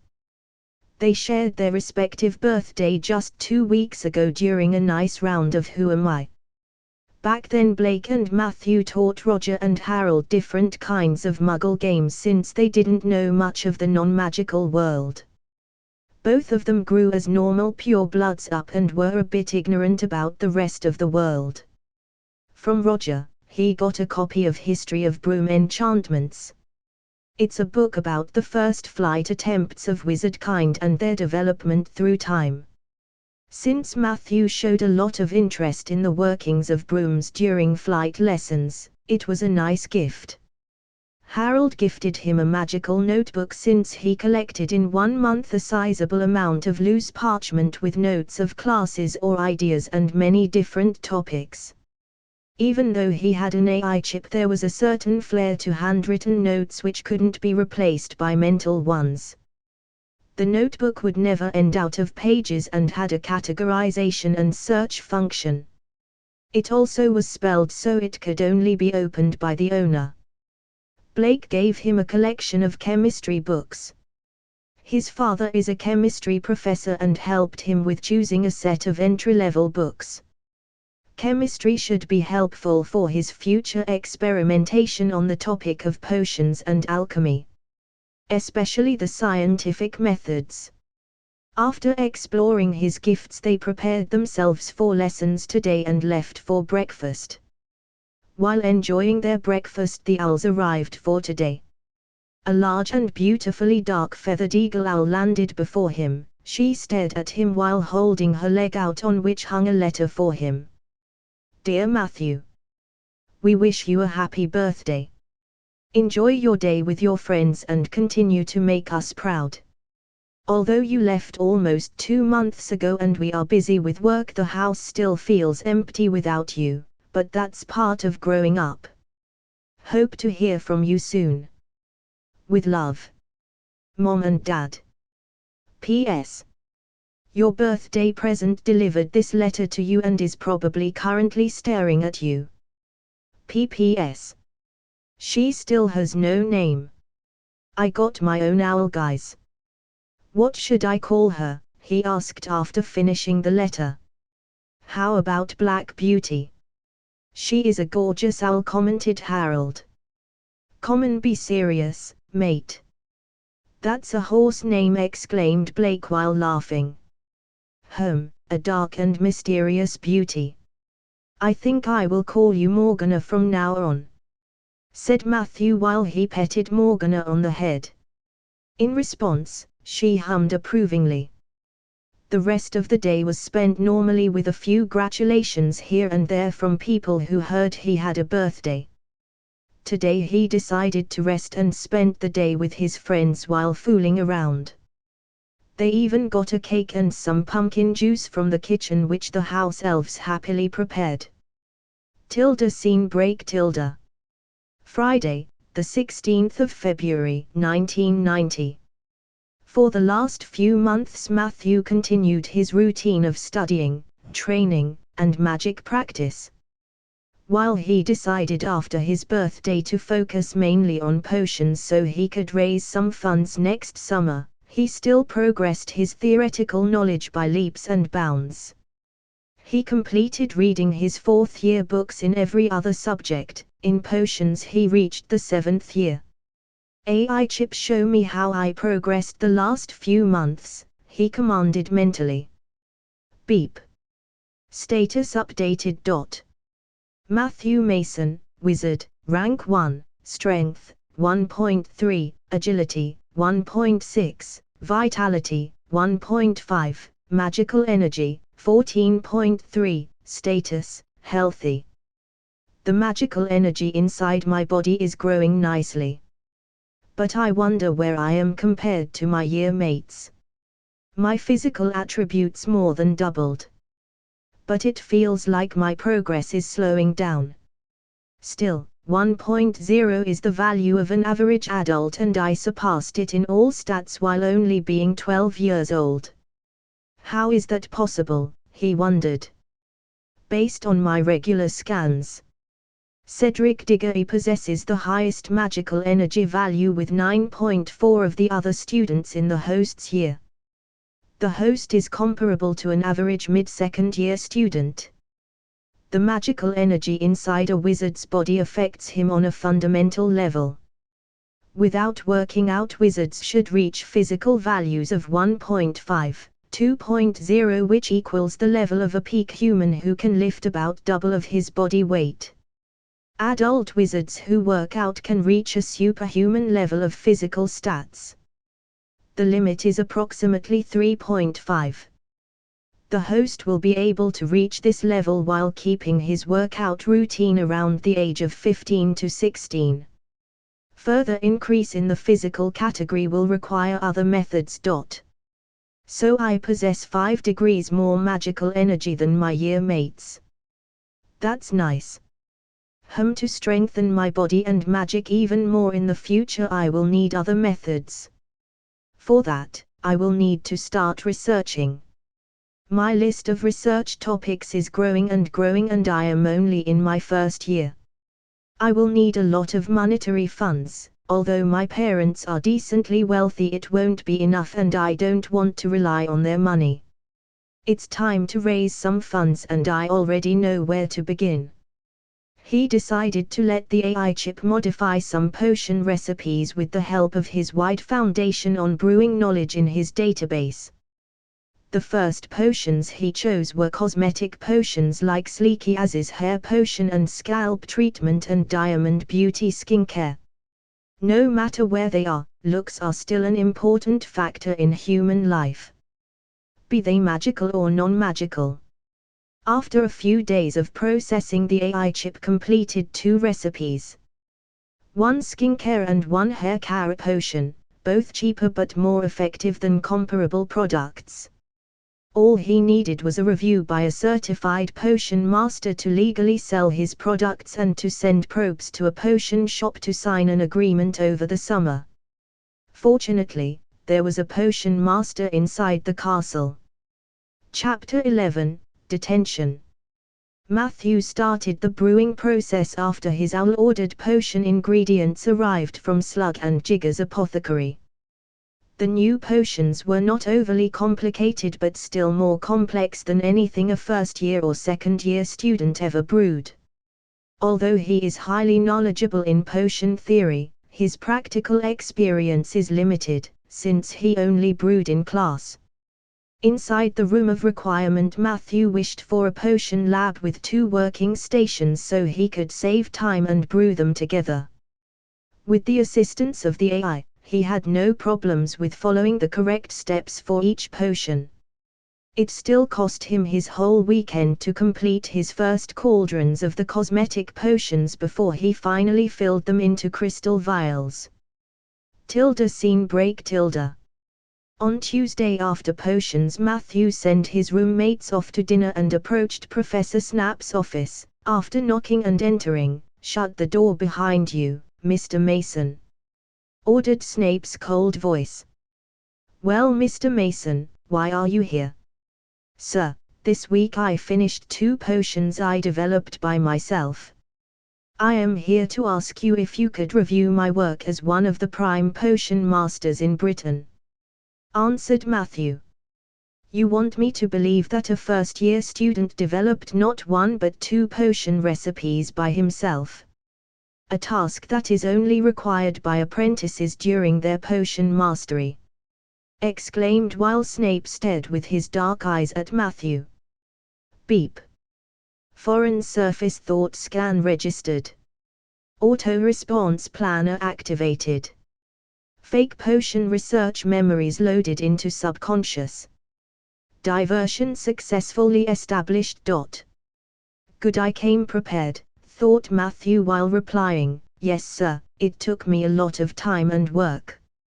I can now present to you my first 2 successful products. Both of them are cosmetic products that are cheaper and more effective than already existing recipes. I am here for you to verify their effects and register the patents of the recipes at the Ministry. I hope you speak the truth, Mr. Mason. You will regret it if you are here to waste my time." "Show them to me," demanded Snape. After taking a few vials with the potions out of his backpack, Matthew handed them to Snape, who started to examine them. "Interesting, these are no potions I recognize. What is their purpose?" "The light blue-colored one has a similar effect like Sleeky Az's hair potion but double the duration. As for the pale pink-colored one, it's a skincare potion, sir," he answered. "Color me impressed. Unlike the usual dunderheads inside my classroom, you've got a real talent for the fine art of potion making, Mr. Mason," said Snape while walking to a cabinet and taking 2 pieces of parchment out of it. "Fill these forms out, while I test these potions." Matthew started to fill in the forms for registering his first potion patents, while Snape entered his personal potion lab in the back room of his office. The next half hour was spent filling in his credentials, the potion effects, and recipe, until Professor Snape returned. "Impressive work, Mr. Mason. I really wished you would be a Slytherin so I could teach you personally. But the current political situation puts me in a tight spot to develop your talents. 20 points for Ravenclaw. You earned them. Unfortunately, I can't do more. I will complete these forms for you and send them in.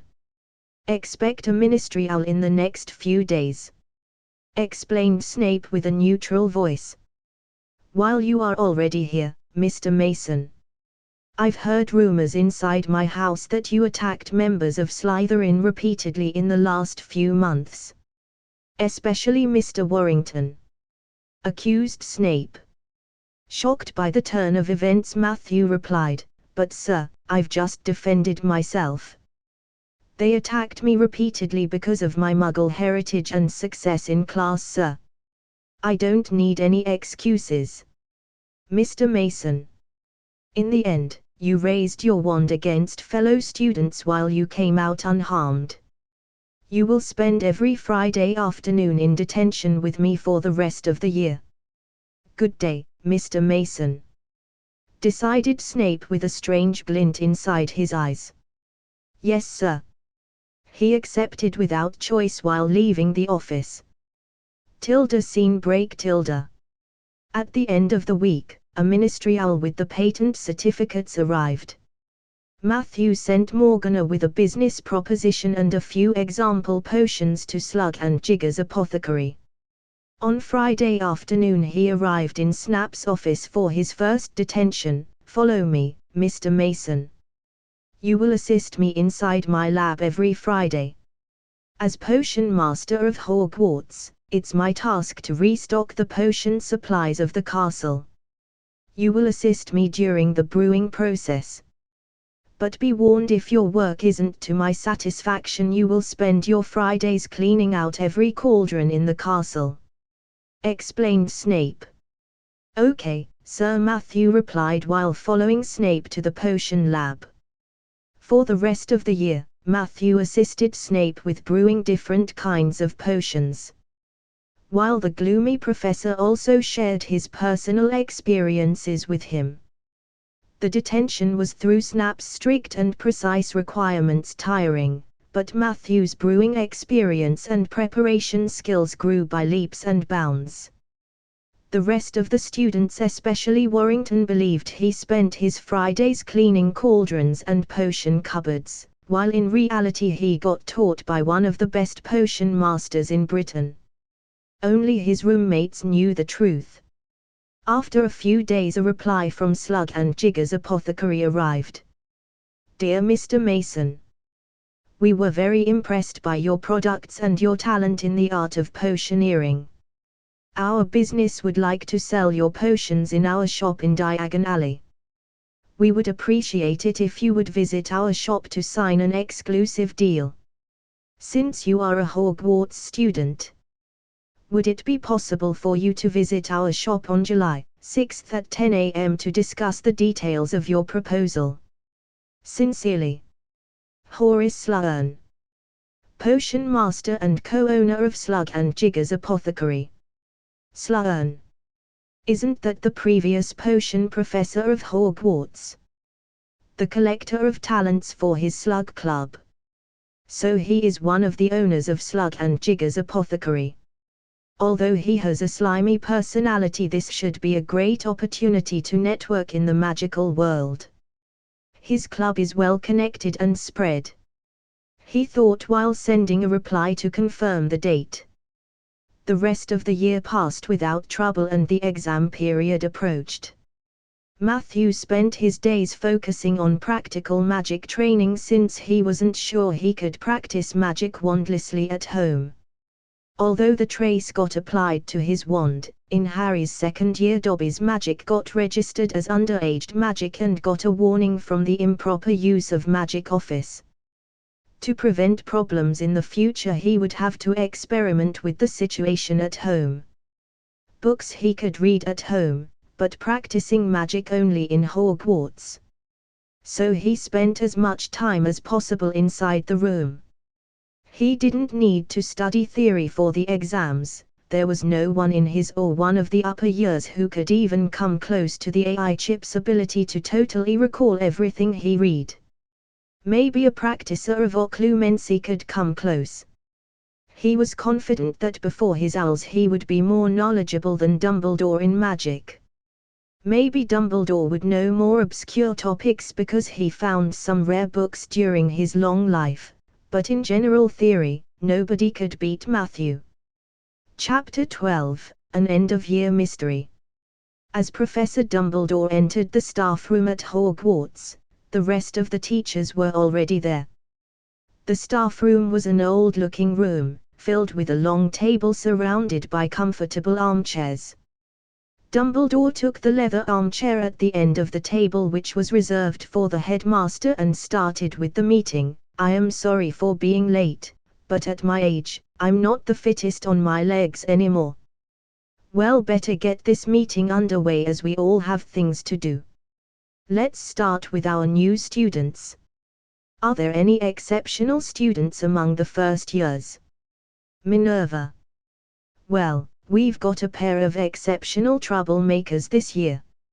Fred and George Weasley are pranksters comparable to the Marauders. I already got a headache just for imagining all the troubles in the next few years. Professor McGonagall explained with a defeated expression, among my Transfiguration students there are some talented ones, but especially Mr. Diggory and Mr. Mason are exceptionally gifted. Yes, Mr. Mason is one of the brightest wizards I had in my house in years. Squeaked Flitwick happily. As I understand it, he performs in all his courses exceptionally. And is very talented in potions. Is that so? How is your opinion of Mr. Mason, Severus? Asked Dumbledore, interested while watching Snape with his twinkling blue eyes. I've never seen a more talented student in my life. His natural talent and instincts in the subtle art of potions are exceptional. He improved already in his first lesson the recipe and completed his task exceptionally. But most of all, he created his first original potion recipe as a first year. A task even I only accomplished in my third. Explained Snape grudgingly. While in thought, Dumbledore asked, how is he coming along with his fellow classmates? Besides his roommates, he didn't interact a lot with other students. According to my observations, he either spends time studying in the library or disappears somewhere in the castle. But he has a close relationship with his roommates, said Flitwick. I am happy that the students all got acclimated to the life in the castle, said Dumbledore with a mysterious look on his face. How are the exam preparations coming along? I prepared a special exam for Mr. Mason. It will show me how far along he is in potions, explained Snape. This will be interesting, can't wait for the results. Agreed Dumbledore. How are the rest coming along? Continued Dumbledore with the meeting. Tilda scene break. Tilda. Matthew completed his end-of-year exams without trouble.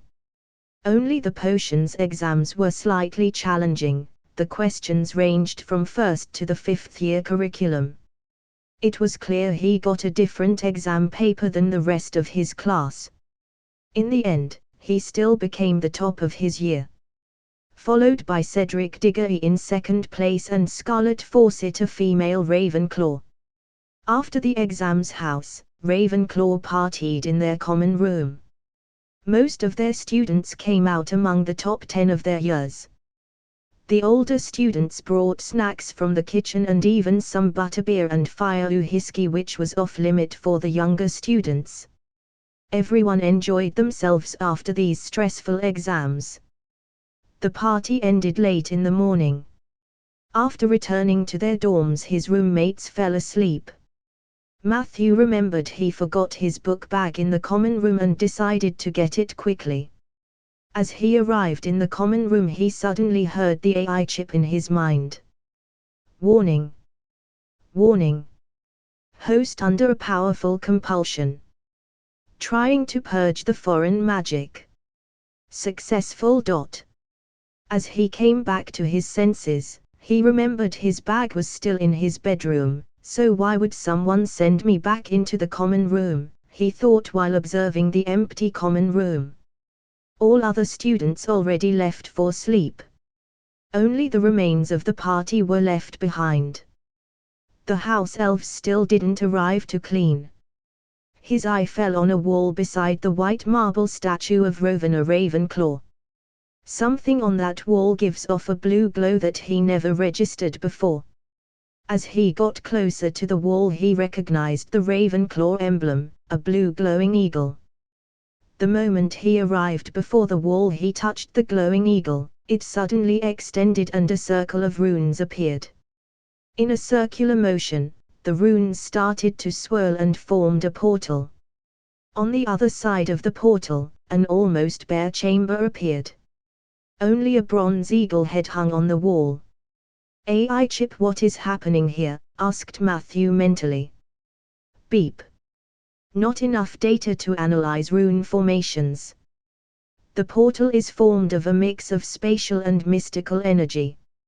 Similar energy radiation located above the host dot. So the room is at the top of the Ravenclaw Tower. I am pretty sure nothing like this happened in the Harry Potter books. I don't seem to be in danger, so I better check out the other side. He decided as he stepped through the portal and approached the bronze eagle. "Welcome to the trials of Ravenclaw, possible heir. You are one of the outstanding few students who are given a chance to complete a trial and become heir of Ravenclaw," explained with an aloof voice. "What are these trials? And how did I qualify?" he asked skeptically. The trials were secretly left behind by Rowena Ravenclaw to foster gifted Ravenclaw students. Besides being sorted into Ravenclaw, a first-year student needs to reach first place in the exam rankings. Additionally, they need to prove their mental capabilities. You satisfied the last condition by developing your own potions. The older you are, the harder the conditions would become," explained the eagle. "How many others were there, and did they need to achieve the same conditions?" wondered Matthew. "Before you, 23 other students entered this room since the founding of Hogwarts. They needed to complete similar conditions and accomplish them in many different years. No one fulfilled them after their 5th year. After all, they become exponentially harder to fulfill every year. Only 5 students completed the trial before," answered the eaglehead with his proud voice. "And what do I gain from passing the trial?" "After passing the trial, you will gain what every Ravenclaw desires: knowledge. You will gain access to Rowena Ravenclaw's personal library. And don't even think about it. The Room of Requirements can't access the library. After all, Lady Rowena created both of them," explained the eagle. "Did the other founders also leave something similar behind?" Matthew asked, trying to fish for pieces of information. Who knows, nobody shared the secrets they left for their students. But enough questions. Let us start with your trial. You have the choice between 3 choices: enchanting, spell creation, or ward breaking. Make your choice wisely. Creating enchanted items could be useful, but I don't want to mainly rely on tools in the future. Spell creation would expand my spell repertoire with trump cards for future battles. Ward breaking could also come useful in the future. Hard choice. Nothing of that I could accomplish at the moment since I concentrated on other areas in my studies. What to choose? Pondered Matthew. I choose spell creation. It's the most useful topic in the near future and will assist me for a long time, he decided. Wise choice, heir. You have 1 year to create 2 spells, attack and defense. The trial is open for you the whole year, but you only have 1 try to succeed. Now begone, heir. Return when you are prepared. Spoke the eagle as suddenly a bright glow flashed through my eyes and I suddenly stood in the empty common room. The portal was nowhere to be seen, only the blue glowing eagle remained on the wall. Matthew decided there was no point in remaining here at the moment and left for bed. Chapter 13, Going Home. The rest of the last week passed by in the blink of an eye. Matthew spent the rest of the week either chilling with his friends or practicing magic in the Room of Requirements. At the end of the term feast, Slytherin still ended up winning both the Quidditch and House Cup. He wasn't too surprised. In the books, Slytherin won the cup 7 years in a row until Harry arrived. The only person who could surpass Snape's preferential treatment of his house was Dumbledore, who until his golden boy arrived, wouldn't care about the house cup, neither would Matthew. Although he won a lot of points just by being active and the best of his class, he wouldn't go out of his way to gain a few extra points. His time was better invested studying and practicing, rather than in a cup standing inside Flitwick's office for a year. Time was a major problem for him. Even though he spent a lot of time inside the library and was able to read 3 to 4 books a day thanks to the absolute recall ability of the chip, it only amounted to a bit more than 1,000 books. Only around 10% of the public part of the library. Although there were lots of biographies, history, culture, and law books, he still only completely read through 20% of the magic books inside. The progress with this pace is not enough to safely survive the Second Wizarding War. There is no point in preventing Voldemort's resurrection at the end of the Triwizard Tournament, he would only lose the advantage of his canon knowledge.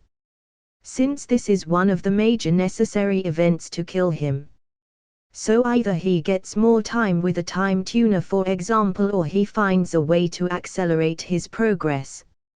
After the feast was finished, students who held off packing spent the rest of the day running around trying to get everything packed, because the Hogwarts Express starts the next morning.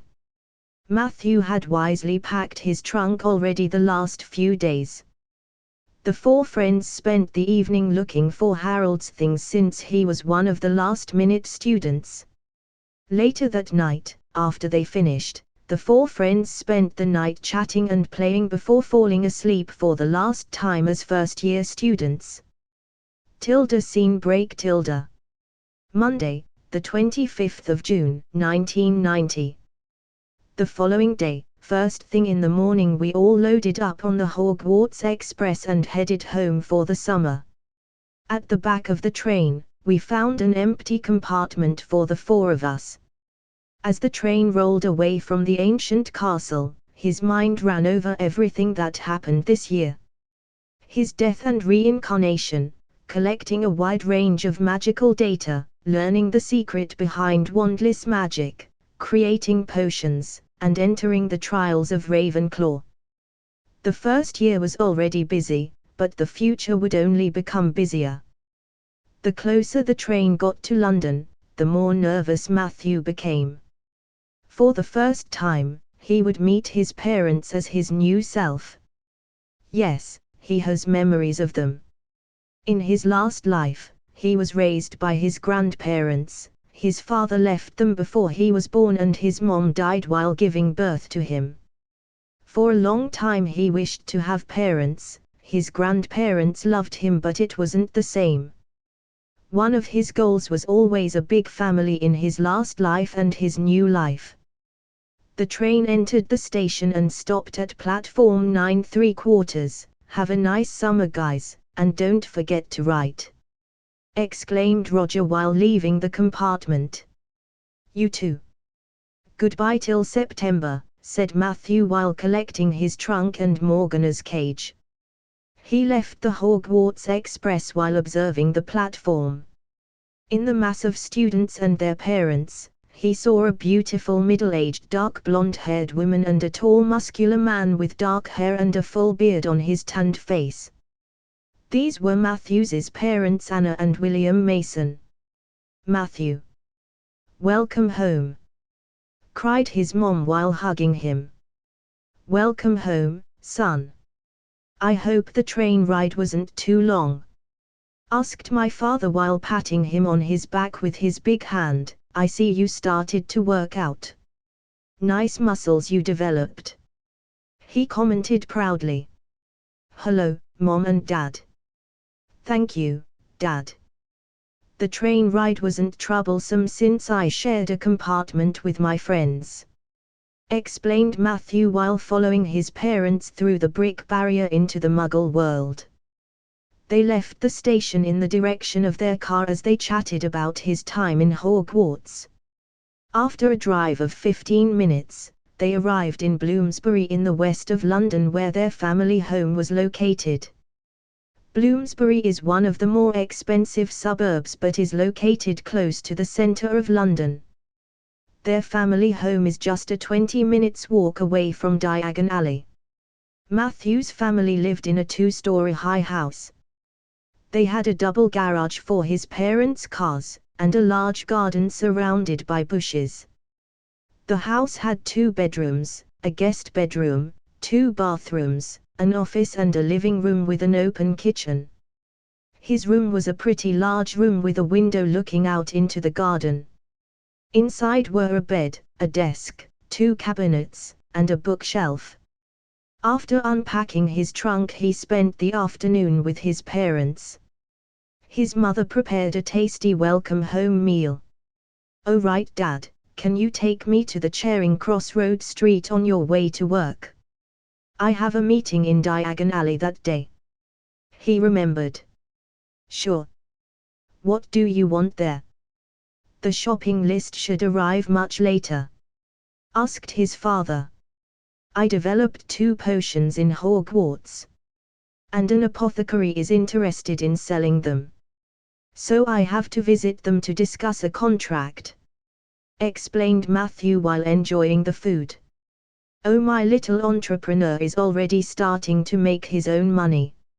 I am so proud of you. By the way, on 11th and the 12th of July, your 7th grade exams are happening. I left the letter with the details on your desk," cooed his mother. After dinner Matthew spent the rest of the evening with his parents before retiring to sleep. In bed, he started to read one of his mother's medical books, while slowly falling into the world of dreams.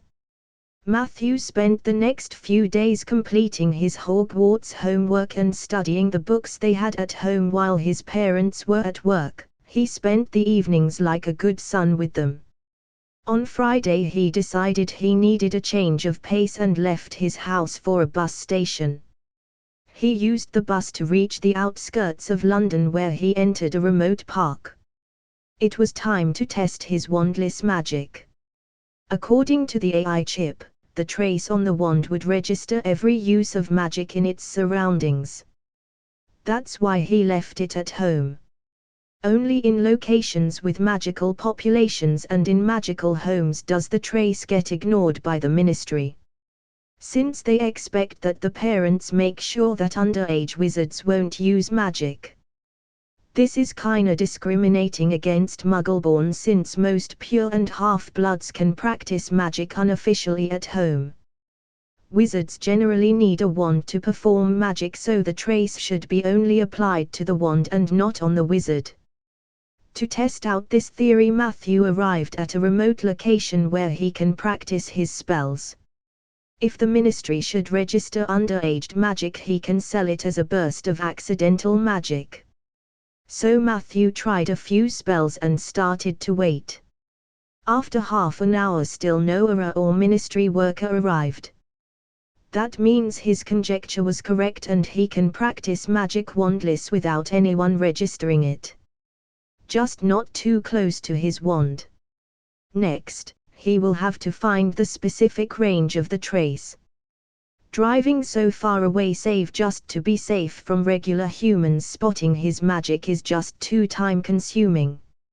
He spent the rest of the afternoon practicing his spells before returning home as his parents should arrive soon.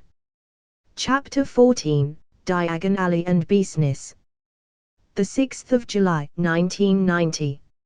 At 8 a.m. his father dropped Matthew at Charing Cross Road a few hundred meters from the Leaky Cauldron. After a short walk, he arrived at the old-looking building between a bookshop and a record store. The non-magical on the street passed the pub without noticing it. For them, it looked like a broken-down shop. After entering, Matthew arrived inside the dark and shabby pub. There were a few tables in the shadows of the corners and an old-looking bar. On the side was a handsome wooden staircase leading to the rooms for rent upstairs.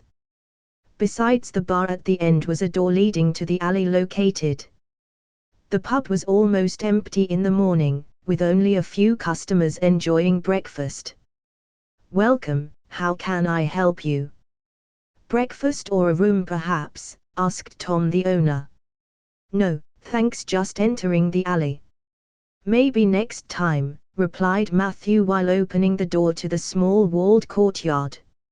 After tapping the bricks in the correct pattern from the rubbish bin, 3 up and 2 across, a small hole appeared. It grew wider and formed into a large archway made of bricks onto a cobbled street that twisted and turned out of sight. Inside Diagon Alley was an assortment of shops with stacked cauldrons, trunks, and more. Restaurants, and other sights, some even had tables out front with colored umbrellas. The alley was the main magical shopping district in London, so it was already full of witches and wizards even this early in the morning. Matthew followed the alley until he reached an imposing snow-white multistory marble building located partway down Diagon Alley, near its intersection with Nocturne Alley, that towered over the neighboring shops. A set of white stairs led up to a set of burnished bronze doors into the only wizarding bank in Britain, Gringotts. The doors that led into the bank were flanked by goblins in a uniform of scarlet and gold. These doors led into a small entrance hall and another set of doors. Engraved on these silver doors were the words, "Enter, stranger, but take heed of what awaits the sin of greed. For those who take, but do not earn, must pay most dearly in their turn. So if you seek beneath our floors a treasure that was never yours, thief, you have been warned, beware of finding more than treasure there." After passing through the silver doors also flanked with goblins, Matthew arrived in a vast marble hall with long counters stretching along its length with doors leading off to the vault passageways with around 100 goblins sitting at them. He approached the counter with a sign saying "Account opening," where a short and pale but fierce-looking goblin teller observed him as he approached the counter. "Greetings, teller," began Matthew while reading the name sign on the counter, "Obert. I would like to open a personal vault." "Welcome, wizard. Are you a muggle born?" growled Obert. "Yes, I am a first-generation wizard." "Will that be a problem?" asked Matthew. "No, but ministry laws require of us to inform the magical guardian of underaged witches and wizards which want to open a vault. In your case, we need to inform the Hogwarts headmaster, who is the proxy magical guardian for all muggle-born students in Britain until they come of age. He will communicate with your muggle parents if a problem should arise. Which is normally not the case," sneered the goblin while filling out a formula. After a while, he handed Matthew a feather with his long fingers. "I need your signature here." After signing the document, Obert took out a silver dagger and added, "And a drop of blood on this rune formation here." He pointed to a corner of the formula. Matthew picked his finger and dropped a blood drop onto the formation, which began to glow. His finger healed instantly, while a key appeared above the formation. "This is your vault key, the first one is free. If you should lose it, a small fee of 4 galleons will be required to create a new one. We saved your magical signature and wand information in our archives. Only you will be able to retrieve a new one," explained Obert while handing over the key. "Your new vault number is 1218. It's located in the new vault area. The vault will be free as it is your first one and you still are a student. After graduation, the vault fee will amount to 5 galleons per month. Anybody can pay into your vault either at the counter or per transfer order, but only you can withdraw. Do you require any other services?" "No, that's all for now, thank you, teller Obert." "Have a good day," said Matthew while leaving the counter. After he put his key safely away, he left Gringotts back into the alley. It was already 9:30 am, so he left for his next meeting. He walked for 10 minutes through the busy alley until he arrived before an older shop with a red-colored story front. Slug and Jigger's Apothecary, founded 1207, said a sign above the shop. The interior of the shop was bright and filled with different kinds of potions and ingredients on multiple rows of shelves. Bat wings, spider legs, exotic plants, and a lot of strange-looking jars and glasses. In the center of the room was a counter where a young clerk was standing. "Welcome, sir, how may I help you today?" asked the shop clerk in a polite voice.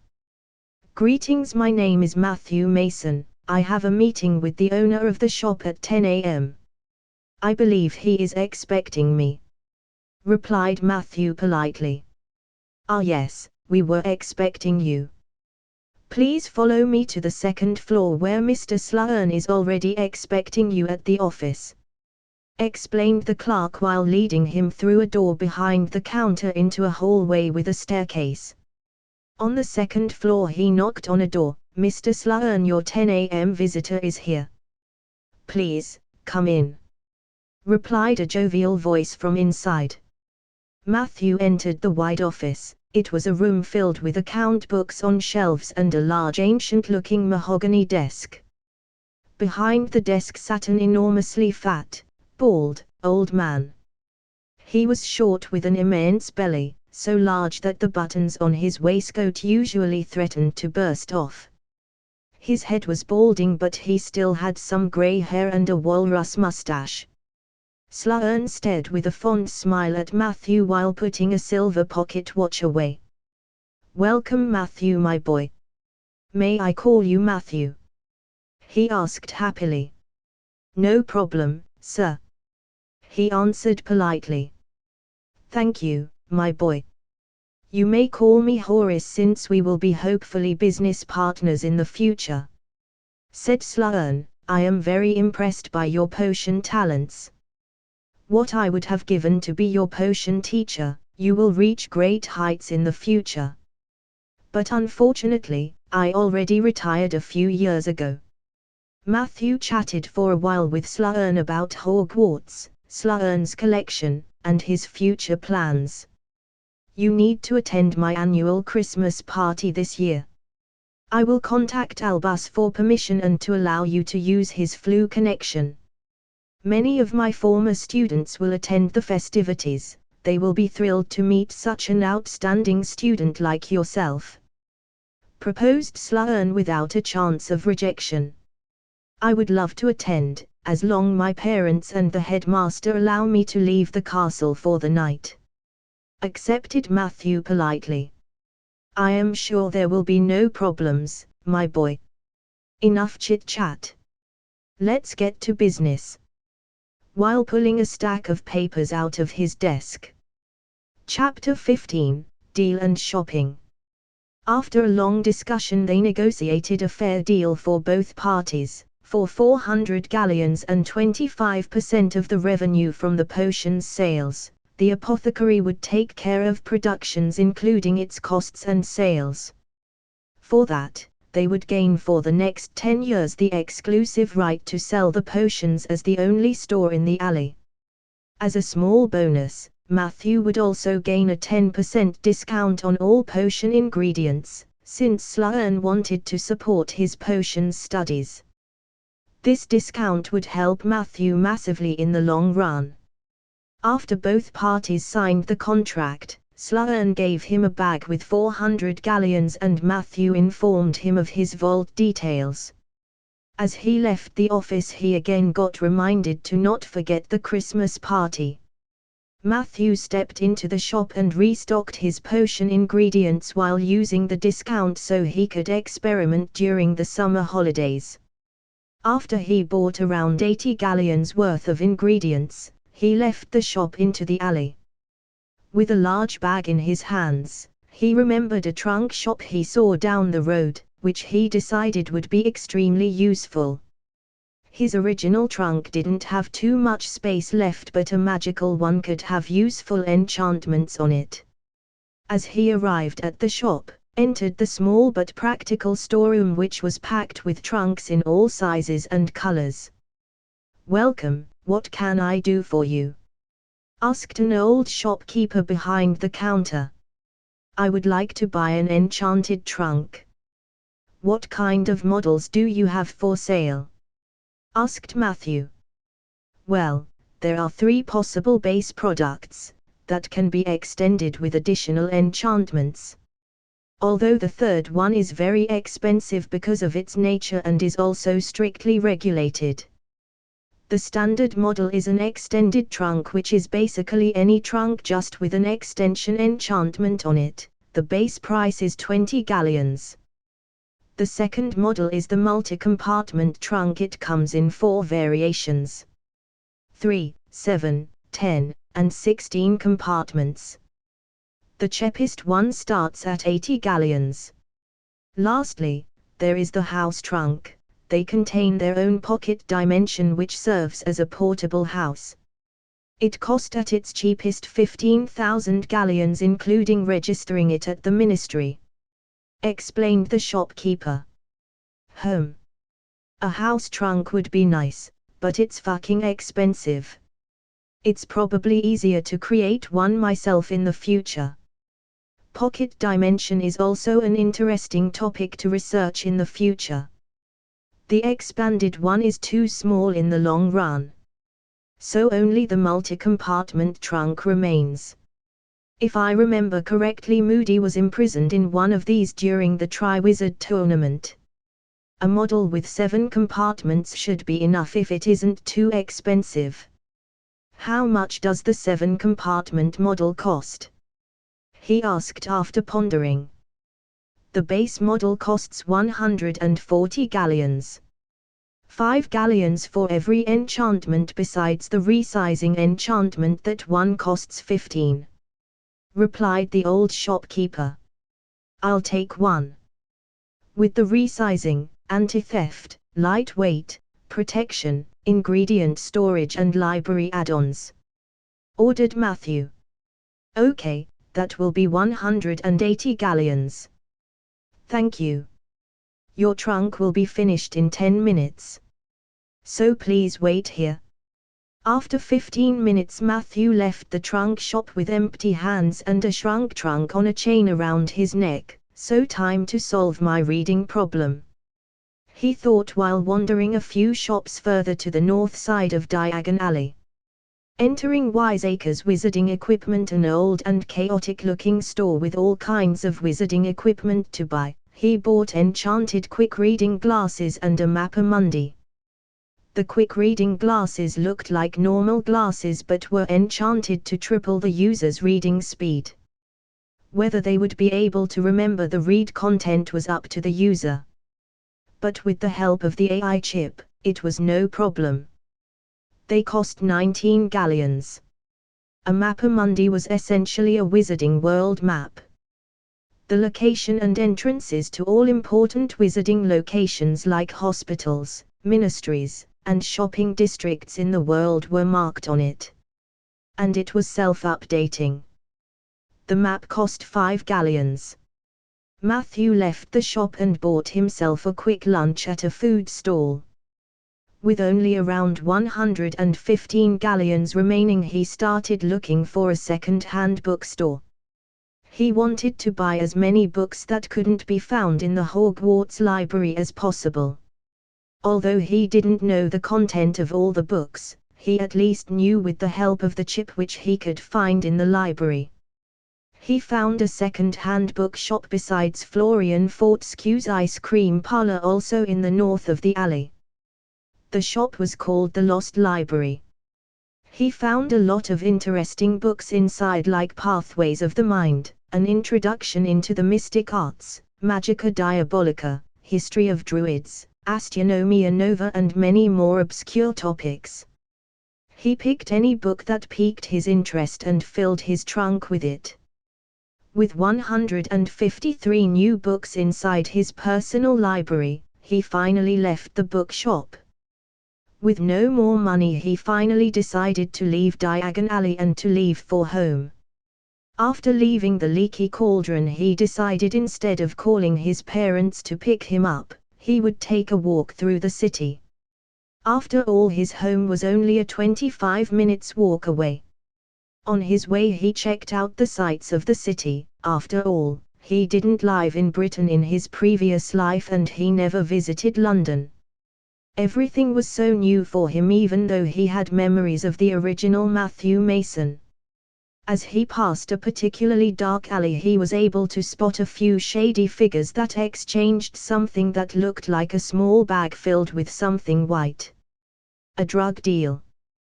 This may be an opportunity, he thought. After the buyer left, Matthew began to follow the drug dealer. He trailed behind him for half an hour before they arrived at a remote, slightly old building. The dealer rang the bell and the door was opened by another man with dark hair and sunglasses. Maybe it's just another drug deal. But someone wearing sunglasses indoor is just suspicious. Or retarded, thought Matthew. But as the drug dealer entered the building behind the other sunglasses guy, Matthew spotted something in his back pocket. A gun. I knew it. This may be a hideout. But before I do anything, I need to prepare myself. After all, I am easily recognizable and still have my wand on me, thought Matthew as he continued home. As he arrived home, he smelled the wonderful dinner his mother prepared. He spent the rest of the evening with his parents talking about his day before retiring into his room for the night. In his room, he started to pack into his new trunk a few sets of clothes and put on a dark hoodie and dark pants. Before he climbed out of his window, he left his wand on his desk and locked the door of his room. After half an hour, he arrived again at the building he believed to be a gang hideout and started to observe it from the shadows. The moment he was sure most of the inhabitants were asleep, he decided it was time to begin. Showtime, thought Matthew as he crossed the street. Chapter 16, Vigilante. Matthew approached a window at the back of the house which looked empty. Hominum revelio, he cast wandless. 2 people on the ground floor, 3 on the top floor. And 12 in the basement, he wondered. After opening the window with the unlocking charm, he climbed into the empty room. The room was small and dirty, lots of garbage was laying around. With another hominum revelio, he located the gang members on his floor. One sitting by the door, another in a room directly opposite. With a muffliato, he silently opens the door. The first guard by the door was luckily asleep. After stunning him with a whispered stupefy, Matthew approached the door with the last person on the ground floor. Spying through the keyhole allowed him to recognize a dark room with a few beds inside. On one bed is a body-like shadow. Matthew silently opened the door and stunned the occupant. Now that he cleared the ground floor, he started to search for the staircase to the other floor. The whole building was pretty dirty and run down. The doors were old with large keyholes where someone could spy through. And even some holes in the walls and floors were there. He found a hallway behind another door. Inside were 2 staircases, one going up and one down. Before he takes care of the 12 people in the basement, he decided to clear the top floor so he wouldn't get attacked from behind. With another human revealing charm, he was able to locate the opponents on the top floor. After taking another 2 sleeping gang members out, he approached a door where the last person on the top floor was located. As he opened the door into a room which, unlike the rest of the building, looked pretty decent. With a desk, couches, and a strongbox. "Who the fuck are you?" asked the person inside the room. It was the guy with the sunglasses sitting behind the desk. He tried to pull out a gun. But luckily Matthew was prepared and quickly cast another stunner.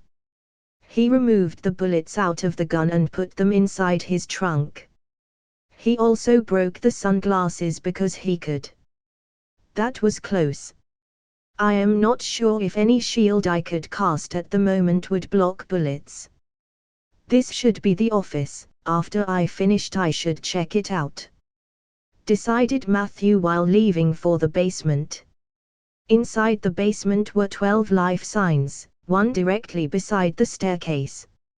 As he sneaked down the stairs he was spotted by a guy leaning beside a door which led outside the hallway. "Ha, rat sneaked into our hideout, come here little guy and I will make it fast," started the thug while readying the baseball bat that stood beside him.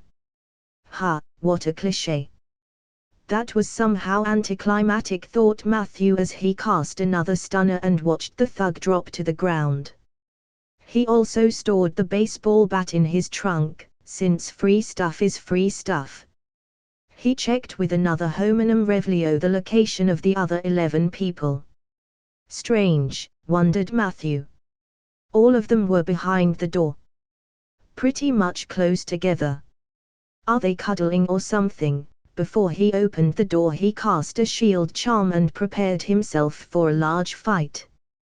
The door was locked. He opened the door with an unlocking charm and slowly opened it before peeking in. But he heard nothing besides silent snoring and breathing and crying. While carefully observing the room he got angry. Behind the door was a large room. There were no windows or anything. Into the walls were metal rings inlaid. On these rings were a lot of chains fixed. On rags on the floor were a group of young girls sleeping. They were chained onto the wall. The girls were dirty and some even had bruises on their bodies. The youngest among them looked younger than himself. These fucking assholes. They are not only drug dealers, these are fucking human traffickers. I only planned to rob them of their cash and valuables so they could learn a lesson and I could gain some nice cash. But now, this changes everything. He thought enraged. Matthew's moral compass was not heroic or anything. He didn't give a shit about running around and saving people even with his advantage of magic. Rather he would be focused on his personal gain like any normal person. But he also wouldn't go around and harm people randomly just for his personal gain. He was not a villain. But these assholes deserved what was about to happen to them. Human trafficking, especially children, are one of the worst things. First, he levitated all the assholes into the office and revived the first of them. Enervate he cast as the first thug woke up. So you guys think abducting and selling girls is okay? Actually, let's see what you guys are thinking. Legilimens, he cast as he stared into the eyes of his target. He searched through the thug's memories while becoming more and more proficient in legilimency. After the mind of the first thug was broken because Matthew was still inexperienced, he continued with the next one. He searched for everything that was of interest to him without feeling any regret for them. Contacts, information, even some martial arts education. Matthew continued to search and destroy the mind of every gang member until none of them were left. Although their mind is broken, experts into the mind arts should be able to gain some memories which could lead to me. Luckily there is another spell I can practice on them. Pondered Matthew as he cast Obliviate. He repeatedly practiced the memory charm on them. Sometimes he cast it intending to remove a few hours or minutes and sometimes their whole lives. After he was sure nothing of them remained, only their empty mortal shells, he looked around the office. First, he opened the strong box where he found over £3,600 and a collection of different drugs. He put the cash into his trunk and levitated the drugs onto the desk so they would be visible as soon you enter the room. Next, he located on the body of the glasses guy a mobile phone. It was a bulky phone from Nokia. Nothing compared to modern smartphones he possessed in his first life. He made sure not to touch anything so he would leave behind no clues or fingerprints, well, anything that could show his identity. While leaving the office, he levitated the mobile phone before him. He returned to the basement and put the phone before the sleeping girls. With another few casts of Alahomora, he opened their chains and made sure to free them all. On his way out, he opened every door and window he passed, so people would notice that something happened here. The girls were free and could call the police, and the gangsters were taken care of. Hopefully, he left no clue behind. Matthew left the building and started to walk in the direction of his home. After all, it was time to catch up some sleep. It was late already. As he hurried home, Matthew didn't notice the red blinking light of a security camera on the other end of the street where he just passed. Even if he noticed, he wouldn't think too much as his face was still hidden behind his hoodie. After arriving home, he climbed back through his window, closed it, and got ready for sleep. He happily fell asleep after this long and productive day. Chapter 17, The Index and Exams. The 7th of July, 1990, 15.00h. S.H.I.E.L.D. Central, New York City. "What have you got for me, Agent Harris?" asked an aged woman in a dark pantsuit. "A possible enhanced, Director Carter, it may even be a gifted in your old homeland," replied a young dark-haired agent. While opening a file on a laptop, pictures of different thugs with an empty look in their eyes appeared on the screen. If Matthew were here, he would definitely recognize them. This is a former gang of human traffickers, drug dealers, and protection money extorters. Yesterday night someone took care of them. Today morning at 6:37 am, a distress call reached the London Police Department. A group of kidnapped women called the police to a remote building in the outskirts of London. As they woke up this morning, they found that their chains were removed and a phone was placed before them, explained Agent Harris, as he showed pictures of the building and the hostages. The police arrived a few minutes after the call at the location and ensured the women's safety while securing the building. In an office on the second floor, they found the gang of 6 lying on the floor while staring at the wall or selling. They were unresponsive to any instructions or threats of the police officers. All they did was breathe, nothing more. Medical examinations and brain scans showed that they were nothing more than vegetables in human shells. Any kind of brain activity besides keeping the body alive was non-existent. The bodies were perfectly healthy like anybody else. No wounds or damage was found. "Anything else you can tell me? Any subjects?" asked Margaret Peggy Carter, the current director of SHIELD, while observing the pictures. There was something familiar about this case for her, especially the part about no physical damage, until she remembered events back in World War II. "We have a picture of the possible subject. A traffic camera down the street captured it," answered the agent, while opening a blurry black and white picture of a person with a black hoodie, his face hidden behind the hood. "Our analyst could tell us that the subject is either a dwarf, which is unlikely based on his body proportion, or very young, at most 10 to 13 years old," described Agent Harris. "Thank you, Agent Harris. I will take it from here. The subject is a gifted, everything about him is under level 10 classification from now on. You will not share anything about it with anyone.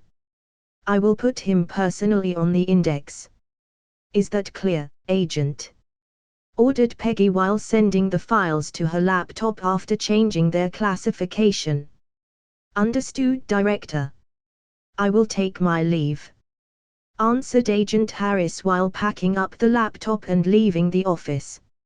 After the door closed, Peggy created a new file entry on the index. "This is possibly a wizard like Dumbledore back during World War II.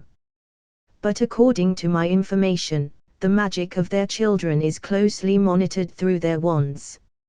And without wands, they should be unable to cast magic. I will definitely have to contact their ministry to confirm my suspicion. But they are always so secluded. Well, no choice, the subject could be very powerful in the future if they can use magic without his wand, pondered Director Carter. She only knew about the magical world because of her level 10 classification. The wizarding world only shared their existence with very few chosen individuals because even they couldn't keep their world secret with the rise of technology. So they had to inform some powerful non-magical leaders and spy agencies to assist them. Well, she knew it before, since Grindelwald assisted Hydra and Hitler during World War II. She and Steve had help from an exceptional wizard by the name of Dumbledore back then. They became friends and comrades during the war. But after Steve's disappearance, they lost contact with each other. She pondered about the past as she closed the file with a new title on the index.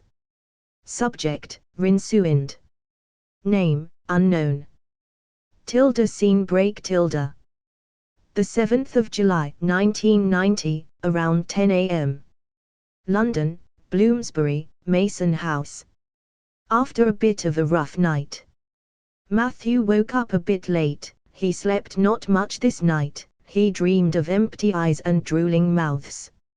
Realizing he had done something really dark last night, he cruelly destroyed 6 humans. Although his logical mind told him they deserved it. Something like this doesn't pass easily. For the first time in both his lives, he technically killed someone. Well, they are still breathing, but everything that makes them human was destroyed. The next few days he spent distracting himself. He brewed some dreamless sleep potions so he could rest in the night. During the days he practiced and studied to focus his brain on different topics until he could accept that there would be things in the future he had to do and live with them if he wanted to reach the peak. He doesn't need to be good or evil. Being on the side of himself and those close to him is what matters. There was no need for a moral compass to tell him killing was bad. Evil had to live with the consequences of its actions. So would he. The 11th of July, 1990. On Wednesday morning, Matthew was woken up early in the morning by his mother. Today was the day of the first half of his 7th year, secondary school education. Before attending Hogwarts, Matthew completed the British primary education, which has 6 school years from age 5 to 11. Today he will complete the exams for the 7th year, which belongs to the secondary school education. This phase goes from year 7 to 13. The 12 and 13 are the university preparation.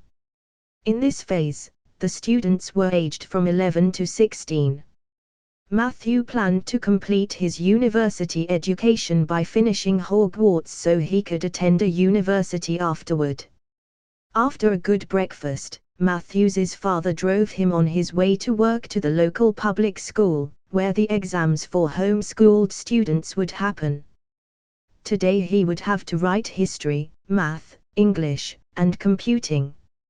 His exams would take the whole day. Most of the students were nervous. But for Matthew, the exams were ridiculously easy. With the help of the AI chip, he would never fail in something like history, where mostly just dry facts and dates were needed. Or maths with the chip's calculation power. After all, the chip is a device from the future, or better said, a possible future. On the next day, the second half of his exams happened. He had to write science, geography, humanity, and a secondary language. The language he chose was German. In his last life, he was after all from Germany. So an exam would be easy for him, even without the chip. After a long and tiring day of exams, his parents picked him up and surprised him with a visit to a local high-class restaurant, where they celebrated the completion of his exams for this year. After they returned home, Matthew spent the rest of the evening continuing to study his mother's medical books. The rest of the summer holidays passed while Matthew followed a fixed routine. Training, studying at a public library different non-magical subjects like biology, medicine, chemistry, physics, engineering, and any other sciences he could get his hands on. And a few times a week he would practice his magic at a remote park. Matthew followed this routine until a Hogwarts owl arrived on the 1st of August. Chapter 18, Hogwarts Shopping. Dear Matthew Mason, please be reminded that you must board the Hogwarts Express as usual from King's Cross Platform 9 3/4 for prompt departure on the 1st of September at 11:00 am. Second-year students will require 1. The Standard Book of Spells, Grade 2 by Miranda Goshawk. 2. Tactical Defensive Magic, by Percival Graves. 3. Lexica Botania, by Anthony Luggate. In addition to your standard magic equipment, as required in your first year. If you want to join your house team, a personal broom would be recommended, although you can participate in the tryouts with a school broom. We look forward to receiving you at Hogwarts next year. Draco Dormiens Nunquam Titilandus. Professor McGonagall, Deputy Headmistress of Hogwarts. Moom, my Hogwarts shopping list came, shouted Matthew as he walked downstairs. Well, then it's time to visit Diagon Alley again. Do you want me to come with you? I won't be able to bring you till next week since I am on emergency duty at the hospital for the rest of the week, replied his mother Anna. No, I can finish it myself, just need a bit of money to exchange. The list is not so long, only 3 new books and I need to restock some ingredients and writing utensils, replied Matthew. Okay, here, take £250. This should be enough for your shopping this year. You can keep the rest, said his mother as she gave him a few bills from her wallet. Thanks, Mom. I also should have a bit of money in my vault from potion sales last month. I will visit the alley this weekend, explained Matthew as he put the money in his pocket. Saturday, the 4th of August, 1990. After a half-an-hour morning walk, Matthew arrived at the Leaky Cauldron.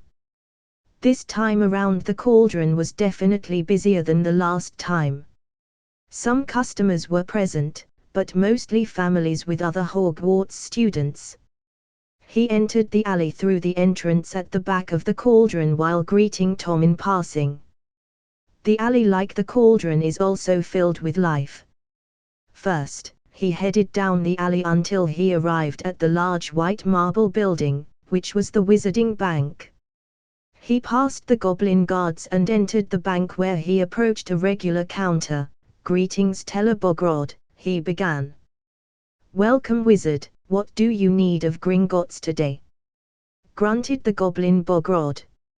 I would like to exchange some pounds into wizarding currency and also to visit my vault. Vault 1218. Explained Matthew politely. We can complete the exchange here. How much do you need to exchange, wizard? The rate is £5 to 1 galleon. The yearly exchange limit is £1,000 per witch or wizard. Asked Bogrod.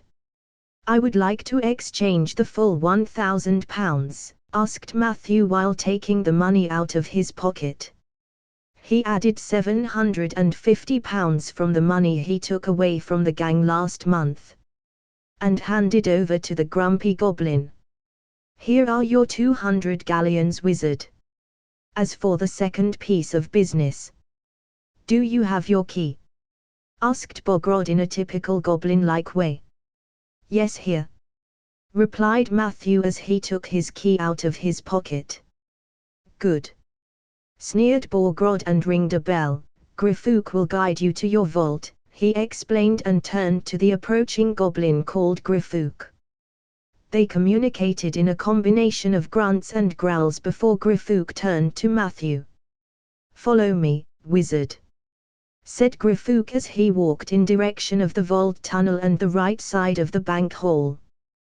They entered into the tunnel system, dimly lit with torches, as they approached a cart at the end of the tunnel.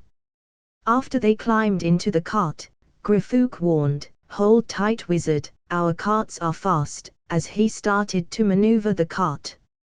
The cart quickly drove through the vast, complex, and intersected system of tracks, deeper and deeper under earth until they abruptly stopped at a row of vaults. "Follow me, wizard," ordered Griffook as they climbed out of the cart and approached a vault at the left end of the tunnel. Vault 1218. Key, asked Griffook. Matthew handed his key over and Griffook opened the vault with it. The vault door opened and a small mountain of galleons appeared inside. These were the first earnings of his potion deal with Slurn. "How much do I have inside my vault?" he asked the goblin. "Current balance of your vault is 126 galleons, 9 sickles, and 4 nuts," explained Griffook as Matthew cleared the contents of his vault into his trunk. After finishing his business they returned to the surface and Matthew left the bank. His next stop was Flourish and Blot's bookshop, which was filled with Hogwarts students. He decided now isn't the time for book shopping. He directly approached the counter. "Hello, I would like to purchase a set of Hogwarts second-year books," he told the shopkeeper. Taking out a book package from a shelf behind the counter, the shopkeeper replied, "Here you go, the second-year set costs 13 galleons and 2 sickles." After paying and putting his books away, he left the store and stopped at Florian Fortescue's ice cream parlor for a quick chocolate mint ice. Afterward, he headed for Slug and Jigger's apothecary where he bought the ingredients for this year and restocked his personal stock with his discount. At last, he headed to the broom store and bought a Nimbus 1999 for a cheap price since the Nimbus 2000 would be released soon. Now that he completed this year's Hogwarts shopping trip, he headed back to the Leaky Cauldron where he decided to get a nice lunch from Tom. It was 2 p.m. already after all.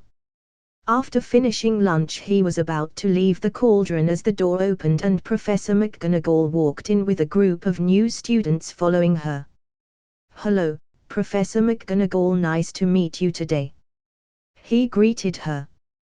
"Good day to you, Mr. Mason. Are you here for your Hogwarts preparations today?" she asked in her typical strict tone. "Yes, Professor. I just completed them and was about to head home." "So are these the new first years?" asked Matthew happily, while looking curiously at the young students. "Yes, these are this year's Muggle-born students. I am currently giving them the introduction you got last year," she answered him and turned to the young students. "This is Matthew Mason. He is 1 year older than all of you. If you should have troubles at Hogwarts and don't want to ask a teacher or prefect, he will be happy to help you. He is the top student of his year," explained McGonagall to the first years. Matthew smiled while he started to introduce himself. "Nice to meet you all. If you have some problems you can visit me. Especially with school work. I am sure Professor McGonagall praised her house to you. But Ravenclaw is the best house in Hogwarts. We even have a library in the common room. Well, now I need to leave. Enjoy your day in Diagon Alley," he explained with a grin while escaping the frowning McGonagall at the end. He left the Leaky Cauldron and headed in the direction of his home. After enjoying the walk home, he spent the rest of the day chilling and chatting with his parents. For the rest of the summer, he returned to his routine. He also checked sports, martial arts, and health books out in the public library. His quick reading glasses were a gigantic boon to his efforts. After collecting every book on these topics, he let the AI chip improve his training routine and also let it create a martial arts style that fits well with his magic. It mainly consisted of dodging, defense and gaining enough distance to cast magic safely. He added the martial arts style to the routine of his summer. The rest of his summer passed in the blink of an eye as September 1st approached. Chapter 19. Back to Hogwarts. Saturday, the 1st of September, 1990. Matthew woke up early in the morning. His mother prepared a nice breakfast before they left for the King's Cross station. After passing through the barrier between platforms 9 and 10, they reached platform 9 3/4. The platform was already filled with students and their families even half an hour before departure. He said goodbye to his parents and entered the Hogwarts Express without any trouble, since his trunk hung shrunken and almost weightless around his neck. After searching the whole train for any of his friends, he entered an empty compartment since he didn't find them. While waiting, he mentally commanded the AI chip, "Show me my stats since I didn't check them the whole month." Beep. Status updated. Matthew Mason, Wizard, Rank 1, Strength, 1.6, Agility, 1.7, Vitality, 1.7, Mystical Energy, 14.7, Status, Healthy. My physical stats are growing nicely, although I am approaching my body's natural limit until only my normal growth remains. Unfortunately, I found no permanent body enhancement potions in any potion books, so I am on my own. In my experiments, during the summer, I only found a few useful reagents, but not enough to create a potion. Maybe I should check out the forest this year and gather a few materials myself, some blood samples of creatures, so I could study their genetics during next summer. My mystical energy grew very slowly during the summer. The high concentration in Hogwarts is effective. I should find ways to increase the natural concentration of mystical energy around me so I can grow even more. Since I found absolutely nothing in Potions book about them, not even a temporary increase. He mused while waiting for departure. His friends arrived one by one after a while. They started talking about their summer break while waiting for the Hogwarts Express to start. As the clock approached 11 o'clock, he heard a loud female voice outside, "Hurry up children, enter the train, we are late." Fred, George I don't want any letters from Professor McGonagall this year about you causing trouble. Percy, Charlie, keep an eye on them, commanded an older, chubby red-headed woman Matthew recognized as Molly Weasley. Traditionally the Weasleys arrived also this year at the last moment before departure. Ron and Ginny weren't with them, he discovered with disappointment. Shortly after the Weasleys boarded the train, they departed in direction of Hogwarts.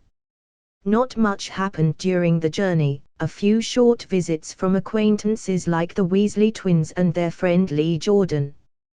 They spent most of the time chatting about their summers and the upcoming year while enjoying magical sweets from the food cart. After a few hours, they arrived at the Dark Hogsmeade platform. Like last year, Hagrid arrived and took the new first years onto the traditional ride over the Black Lake. While the older students, including Matthew and his friends, left the platform over another exit where black carriages, with a headlamp at the front, waited for them. The carriages had no roofs today since the weather was fair and the night sky looked beautiful. For most students, it seemed as if they were driving by themselves. but Matthew for some reason saw the big skeletal winged horses that pulled the carriages, thestrals, animals that only could be seen by people who saw death. Why can't I see the thestrals? Wondered Matthew. I never saw someone die. I didn't kill the gang during my nightly activity last summer. At least I didn't see them die. AI Chip, do you register something unusual about the horses? He asked while he started to pet the thestral at the front. Beep. Scan of new life form complete. Registering a mystic energy field around the thestral. The field is combined with a new unidentified type of radiation which should be responsible for the invisibility. The current hypothesis, the unknown energy radiation is related to death. Further data and experiments are necessary. Host saw his death, so conditioned to see the thestrals fulfilled. So that's how it is. My death allows me to see them. What sad creature they are, even though they are so docile and nice. He thought until Harold started to ask, why are you petting the air, Matthew? So you can't see them. The carriage is pulled by thestrals. Big, skeletal, winged horses that can be only seen by people who saw death, at least that's what I read last year.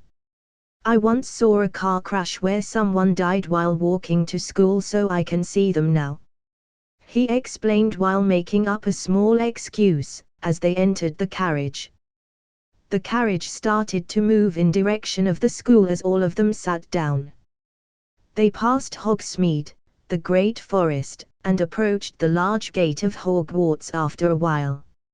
At the gates, they left the carriage while Matthew patted the thestral for a moment before they entered the great entrance hall of Hogwarts and walked up to the Great Hall, where a lot of students were already taking place. As the hall filled up and the students chatted and greeted their friends and housemates, they waited for the arrival of the first years. The professor already sat at the high table and also waited for the arrival of the first years. The same personnel like last year was present, only the Dada professor, Mark Williams, was replaced by a young dark red-headed woman. Also, Professor Quirrell wasn't present, and on his place sat a dark-haired man with a Van Dyck beard. After a while, Professor McGonagall stood up and left the hall. A few minutes later she placed the sorting hat on a chair before the high table and brought the first years in front of it. After they arrived, the hat sang again his song, which had the same text as last year. After that episode the sorting began. One after another they sat on the chair and wore the sorting hat. The only notable sortings were Katie Bell, the future Gryffindor chaser, and Cormac McLaggen, that arrogant guy from the books, into Gryffindor, and Cho Chang, the beautiful, well at the moment cute Asian descended witch, and Maria Edgecombe, her future big-mouthed friend, into my house, Ravenclaw. The rest were not important in canon, may be mentioned. Dumbledore opened the feast after the sorting and everyone started to enjoy the food. Matthew sat on the far right of his friends, directly beside the new first years. Beside him sat the young Cho Chang. Welcome to Ravenclaw, my name is Matthew Mason. He began to chat with her. Hello, my name is Cho Chang. She introduced herself a bit shy. During the feast, they chatted about a lot of stuff, where they were from, Hogwarts, classes, and more. For example, she is a Quidditch fan since she is 6 years old and cheered for the Tutshil Tornadoes. Her family is an old pure-blood family from Kathmandu, Nepal. But they came to Britain a few generations ago because they were more aligned to wand magic than the type of magic they practiced there. So he spent the feast in pleasant new company. As they finished, Dumbledore started his traditional beginning of the year instructions. Before we leave for bed, I have a few start of term notices to give. First of all, let's welcome Professor Arif Sikandar as the new Muggle Studies teacher. He replaced Professor Quirrell, who left for a 1-year sabbatical. Professor Mark Williams retired again because his high age doesn't allow him to teach for another year. He is replaced by Professor Claire Vermount. She takes a one-year break from her curse breaker duties in Greece. Introduced Dumbledore. As always, the Forbidden Forest is called forbidden for a reason, so students aren't allowed to enter it. I have also been asked by Mr. Filch, the caretaker, to remind you all that no magic should be used between classes in the corridors. He also hung a list of forbidden items outside of his office, because of last year's increase in pranks and chaos. He explained while staring at the twins with his twinkling eyes. And now before we go to bed, let's sing our traditional school song, he exclaimed happily. After that awkward experience was over, Matthew and his friends left for the Ravenclaw Tower while the first years were guided by this year's new prefect. They entered their new second-year sleeping dorm and played a few rounds exploding Snap before unpacking their trunks and going to sleep for the day. Chapter 20, Start of the Year. The next day was a Sunday. Matthew started his day with his modified workout routine, followed by a few rounds of martial arts practice and a shower before breakfast. At the Great Hall, he got his schedule from Professor Flitwick and joined his roommates at breakfast. Had a similar amount of lessons as last year, only flying lessons fell away since they were only mandatory for the first years. He spent the rest of the day reading in the library. With the help of his quick reading glasses, he started to research the topics of runes, arithmancy, and spell creation. Before he explores the Forbidden Forest, he needs to make sure of his own survival. After dinner, the Ravenclaw welcoming through Professor Flitwick took place. No topic of interest was mentioned, for Matthew. Mainly the first years were welcomed. And with that, his first day ended. Tilda scene break Tilda. The rest of the month was spent in that fashion. Lessons, then library, and afterward spell practice in the room of requirements, where he practiced spells in preparation to explore the Forbidden Forest. His lessons this year started with the review of their spells from last year. Afterward, they continued with more complex subjects. In transfiguration, they started to learn animate to inanimate transfiguration, starting with turning a beetle into a button. In potions, they continued with the harder potions in their book from last year. Similar to charms, they started to study harder and more complex charms, beginning with the freezing charm Immobulus. Dada was a refreshing change of pace. While last year they studied simple spells and their creative defensive use and also a few magical creatures. This year, based on their new professor's experience, they started to study location and recognition of ward boundaries and magical traps. As expected of a curse breaker, Professor Vermount was an expert in this topic. Later in the year, they would continue with curses and cursed objects, how to recognize and to contain them, also a few counter curses. As for history of magic, well, his books were more useful than Goblin Rebellions. Currently, he was reading Ancient Dark Wizards by an unknown author. Inside the room of requirement, he learned the disillusionment charm so he would be able to move through the forest cloaked and to raise his escape chances. It's also useful to explore the castle at night. The charm wasn't true invisibility, but it rather worked like a chameleon. He blended in with his environment. He also practiced muting his movement and maintaining it with the silencing charm. In terms of offensive spells, he practiced Snape's dark cutting charm, Sectum Sempra. It should be strong enough to harm most animals and creatures inside the forest. Additionally, he also learned the explosion charm for area damage if the need should arise, especially Bombarda Maxima. With his repertoire from last year, he had a decent collection of combat spells, but he wasn't still sure if he could survive the forest unharmed. There were acromantulas inside the forest who could sneak behind him through the treetops. Also, trolls who were spell-resistant would be troublesome to handle. One he could take out with the tactics of the Golden Trio or a dark cutting charm. But a group of them would be troublesome to handle, so he would have to escape. Who knows what else he would find inside. There were even rumors of werewolves, which would be hard to handle since they are fast and spell-resistant. Useful spells were also hard to find. There were thousands of ways to hex or curse your opponents in strange ways, like vomiting snails or giving an annoying cold. But a spell to make sure you wouldn't be ambushed from behind, he couldn't find. Also, there are only wand magic books inside the library of Hogwarts, with no mentions of different kinds of magic. But inside the second-hand bookshop, the Lost Library, he found some books introducing different kinds of spellcasters. Yes, it was even suggested that there were different power sources in existence.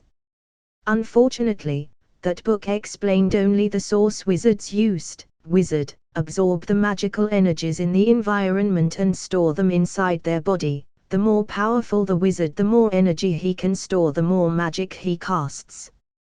Which only confirms the analysis of the AI chip from last year. But Matthew would like to learn more about the other sources. After all, the more magic he can use, the more powerful he would become. Unfortunately, the European and US magical communities are pretty ignorant of the other ways to use magic, especially the British community. They focused only on the wand, which limited their abilities overall. He wouldn't make the same mistake. In the future, he should visit other magical countries. Maybe a nice family holiday over summer would be appropriate. Another change this year, he helps the first-year students with their studies. In the second week, while chatting, Cho told him about her troubles with her classes. Especially potions, since Snape is pretty intimidating, which makes it hard to succeed in his classes. So he offered to help her study every Friday evening, cause why not, he could make new friends that way and also would get some rest from his practice and study sessions. With the help of his AI, he had no problem with any theoretical topics, especially first-year ones. After a while, other first years asked if they could join and a new study group formed. And Matthew found a new way to network and establish a good relationship with the younger students. He also got a meeting with Professor Flitwick at the end of September, about Mr. Slughorn's Yule's feast. He asked Dumbledore for permission to join the feast. The headmaster agreed to let him go in December for the 2 hours. He will also visit Diagon Alley a few days earlier with Professor Flitwick to buy a new dress robe for the event. September was a busy time for Matthew, especially with the things he wanted to accomplish this year. He used the month to read all the books in the library about arithmancy, runes, and spell creation. Thanks to his new glasses, he was able to accomplish this. He even got permission from Professor Flitwick to visit the restricted section for books about this topic. At first, the professor was skeptical, but after Matthew persisted and proved his knowledge about these topics, he was given the permit for these specific sections. After reading all the books, Matthew had to discover that there were no books about the Norse rune system in the library. There were mythological records about the Norse gods like Loki, Thor, Odin, and Heimdall. But no knowledge about their runes. Only mentions that they existed. He even used the room of requirement to find books about them, but without success. He had to accept that they were unfortunately lost in time without even a hint of how they worked. Which was strange. In his first October week, on Wednesday to be precise, the AI chip finally completed a task that took over a week to complete. After his lessons for the day, he rushed into the room of requirements to check out the results. That's it, guys. Hope you like the video. Like, share and subscribe the channel. Make sure you comment below what kind of stories you want to see next and any recommendation you have.